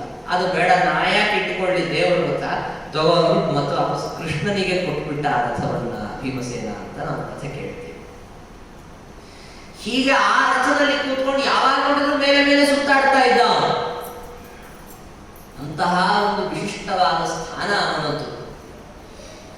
ಅವನಿಗೆ ಪ್ರಾರಂಭದಲ್ಲಿ ಒಂದಿಷ್ಟು ಜನ ಮಕ್ಕಳಿದ್ರು, ಅದು ವಿಚಾರ ಮತ್ತೆ ಬೇರೆ. ಅವನು ಚೇದಿ ದೇಶದಲ್ಲಿ ಅವನು ರಾಜ್ಯವನ್ನು ಶಾಸನ ಮಾಡ್ತಾ ಇದ್ದ. ಅವನ ಮಕ್ಕಳು ಬೇರೆ ಬೇರೆ ಪ್ರದೇಶಗಳಲ್ಲಿ ರಾಜ್ಯವನ್ನು ಶಾಸನ ಮಾಡ್ತಾ ಇದ್ರು ಅಂತ ಕಥೆ ಕೇಳ್ತೀವಿ. ಒಂದು ದೊಡ್ಡ ಪರ್ವತ, ಕೋಲಾಹಲ ಅಂತ ಅದರ ಹೆಸರು. ಕೋಲಾಹಲ ನಾವು ಬೇರೆ ಅರ್ಥದಲ್ಲಿ ಕೇಳ್ತಾ ಇರ್ತೀವಿ, ಇದು ಪರ್ವತದ ಹೆಸರು ಕೋಲಾಹಲ. ಏನು ಗಲಾಟೆ ಮಾಡ್ತಾ ಇತ್ತು ಅಂತ ಕಾಣುತ್ತದೆ ಪರ್ವತ ತುಂಬಾ. ಮಾಡಿದ್ದು ಅಷ್ಟೇ, ಈ ಸಂದರ್ಭ ಮುಂದೆ ಕಥೆ ಹೇಳಬೇಕಾಗಿತ್ತು. ಒಂದು ಶುಕ್ತಿಮತಿ ಅಂತ ನದಿ ಹರಿತಾ ಇತ್ತು, ಅದಕ್ಕೆ ಅಡ್ಡ ಬರುವ ಕೆಲಸವನ್ನ ಈ ಕೋಲಾಹಲ ಪರ್ವತ ಮಾಡಿತು. ಕೋಪ ಬಂತಿವರಿಗೆ ಮೇಲೆ ನೋಡ್ತಾ ಇದ್ದ ಉಪರಿಚರ ವಸುವಿಗೆ ಕಾಲಿಂದ ಒದ್ದ, ಅದಲ್ಲಿಂದ ತೂತಾ ಇತ್ತು. ಆ ಜಾಗದಿಂದ ಶುಕ್ತಿಮತಿ ನದಿ ತನ್ನ ಪಾಡಿಗೆ ತಾನು ಮುಂದೆ ಹೋಯಿತು. ಅಲ್ಲಿ ಹುಟ್ಟಿದಂತಹ ಇಬ್ಬರು, ಒಂದು ಗಂಡು ಒಂದು ಹೆಣ್ಣು ಮಗು.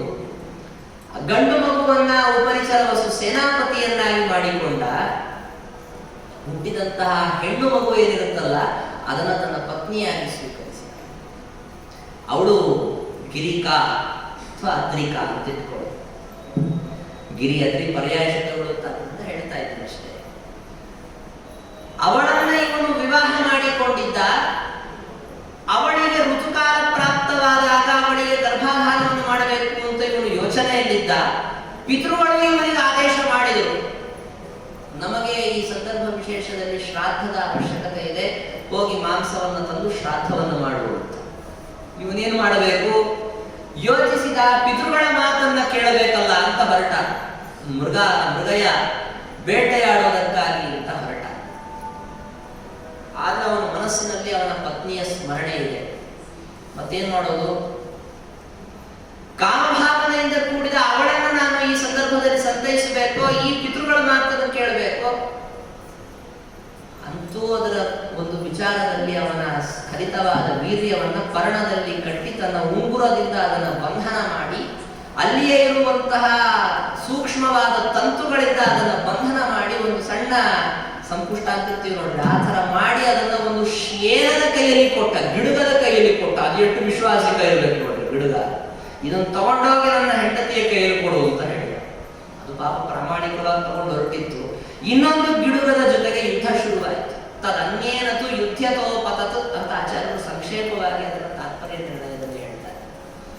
ಅದು ನೀರಲ್ಲಿ ಬಿದ್ದೋಗ್ಬಿಡ್ತು. ಅದನ್ನ ನುಂಗಿದ್ಯಾವುದು ಅಂದ್ರೆ ಒಂದು ಹೆಣ್ಣು ಮೀನು. ಅದು ಆ ತರಹ ನುಂಗಿದ್ದಕ್ಕೆ ಕಾರಣ ಅದು ಮೀನು ಅಂದ್ರೆ ಅದೊಂದು ಅಪ್ಸರಾಸ್ತ್ರೀ. ಆ ಅಪ್ಸರಾಸ್ತ್ರೀ ಬ್ರಹ್ಮಶಾಪದಿಂದ ಈ ತರಹ ಹುಟ್ಟಿದಂಥದ್ದು. ಅದರ ಪ್ರಭಾವದಿಂದ ಏನಾಯ್ತು, ಹೊಟ್ಟೆಯಲ್ಲಿ ಮಿಥುನಗಳು ಜೋಡಿ ಮಕ್ಕಳು, ಒಂದು ಗಂಡು ಒಂದು ಹೆಣ್ಣು ಹುಟ್ಟಿತ್ತು. ದಾಶರಾಜನಿಗೆ ಆ ಮಕ್ಕಳನ್ನ ತಂದು ಕೊಟ್ರೆ ಅವನೇನ್ ಮಾಡ್ದ, ನಮ್ಮ ರಾಜನಿಗೆ ಇದನ್ನ ತೋರಿಸ್ಬೇಕು ಅಂತ ಯೋಚಿಸಿ ವಸುವಿಗೆ ತಂದು ಕೊಟ್ಟಾಗ ಆ ಮಗುವನ್ನ, ಗಂಡು ಮಗುವನ್ನ ಮಾತ್ರ ಅವನು ತಗೊಂಡು ಹೆಣ್ಣು ಮಗುವನ್ನ ಬಿಟ್ಟುಬಿಟ್ಟ. ಆ ಗಂಡು ಮಗುನೇ ಯಾರಪ್ಪ ಅಂದ್ರೆ ಸುತಃ ಸೋಭೂತ್ ಅಥ ಮತ್ಸ್ಯ ರಾಜ. ಪ್ರಸಿದ್ಧನಾದ ವಿರಾಟ ರಾಜ, ನಾವೇನು ಮತ್ಸ್ಯ ದೇಶದ ರಾಜ ಅಂತ ಕೇಳ್ತೀವಲ್ಲ, ಸತ್ಯವತಿಯ ಸಹೋದರ ಇವನು ಬಿಟ್ಬಿಟ್ಟಿದ್ದಾಗೋಯ್ತು. ಇವಳು ದಾಶರಾಜನ ಮನೆಯಲ್ಲಿ ಹೀಗಾಗಿ ವಸುರಾಜನ ಮಗಳು ಇವಳು, ಅವಳಲ್ಲಿ ನಾನು ಭವಿತಾಸ್ಮಿ ಅಜೋಪಿ, ನನಗೆ ಜನ್ಮವಿಲ್ಲ ಅಂತಾದರೂ ಅವಳನ್ನು ನಿಮಿತ್ತ ಅಂತ ಮಾಡಿಕೊಂಡು ನಾನು ಅವತರಿಸ್ತೇನೆ, ಅವಳ ಹತ್ರ ಹೋಗು ಅಂತ ವೇದವ್ಯಾಸ ದೇವರು ಪರಾಶರರನ್ನ ಇಲ್ಲಿಗೆ ಕಳಿಸಿದ್ದು.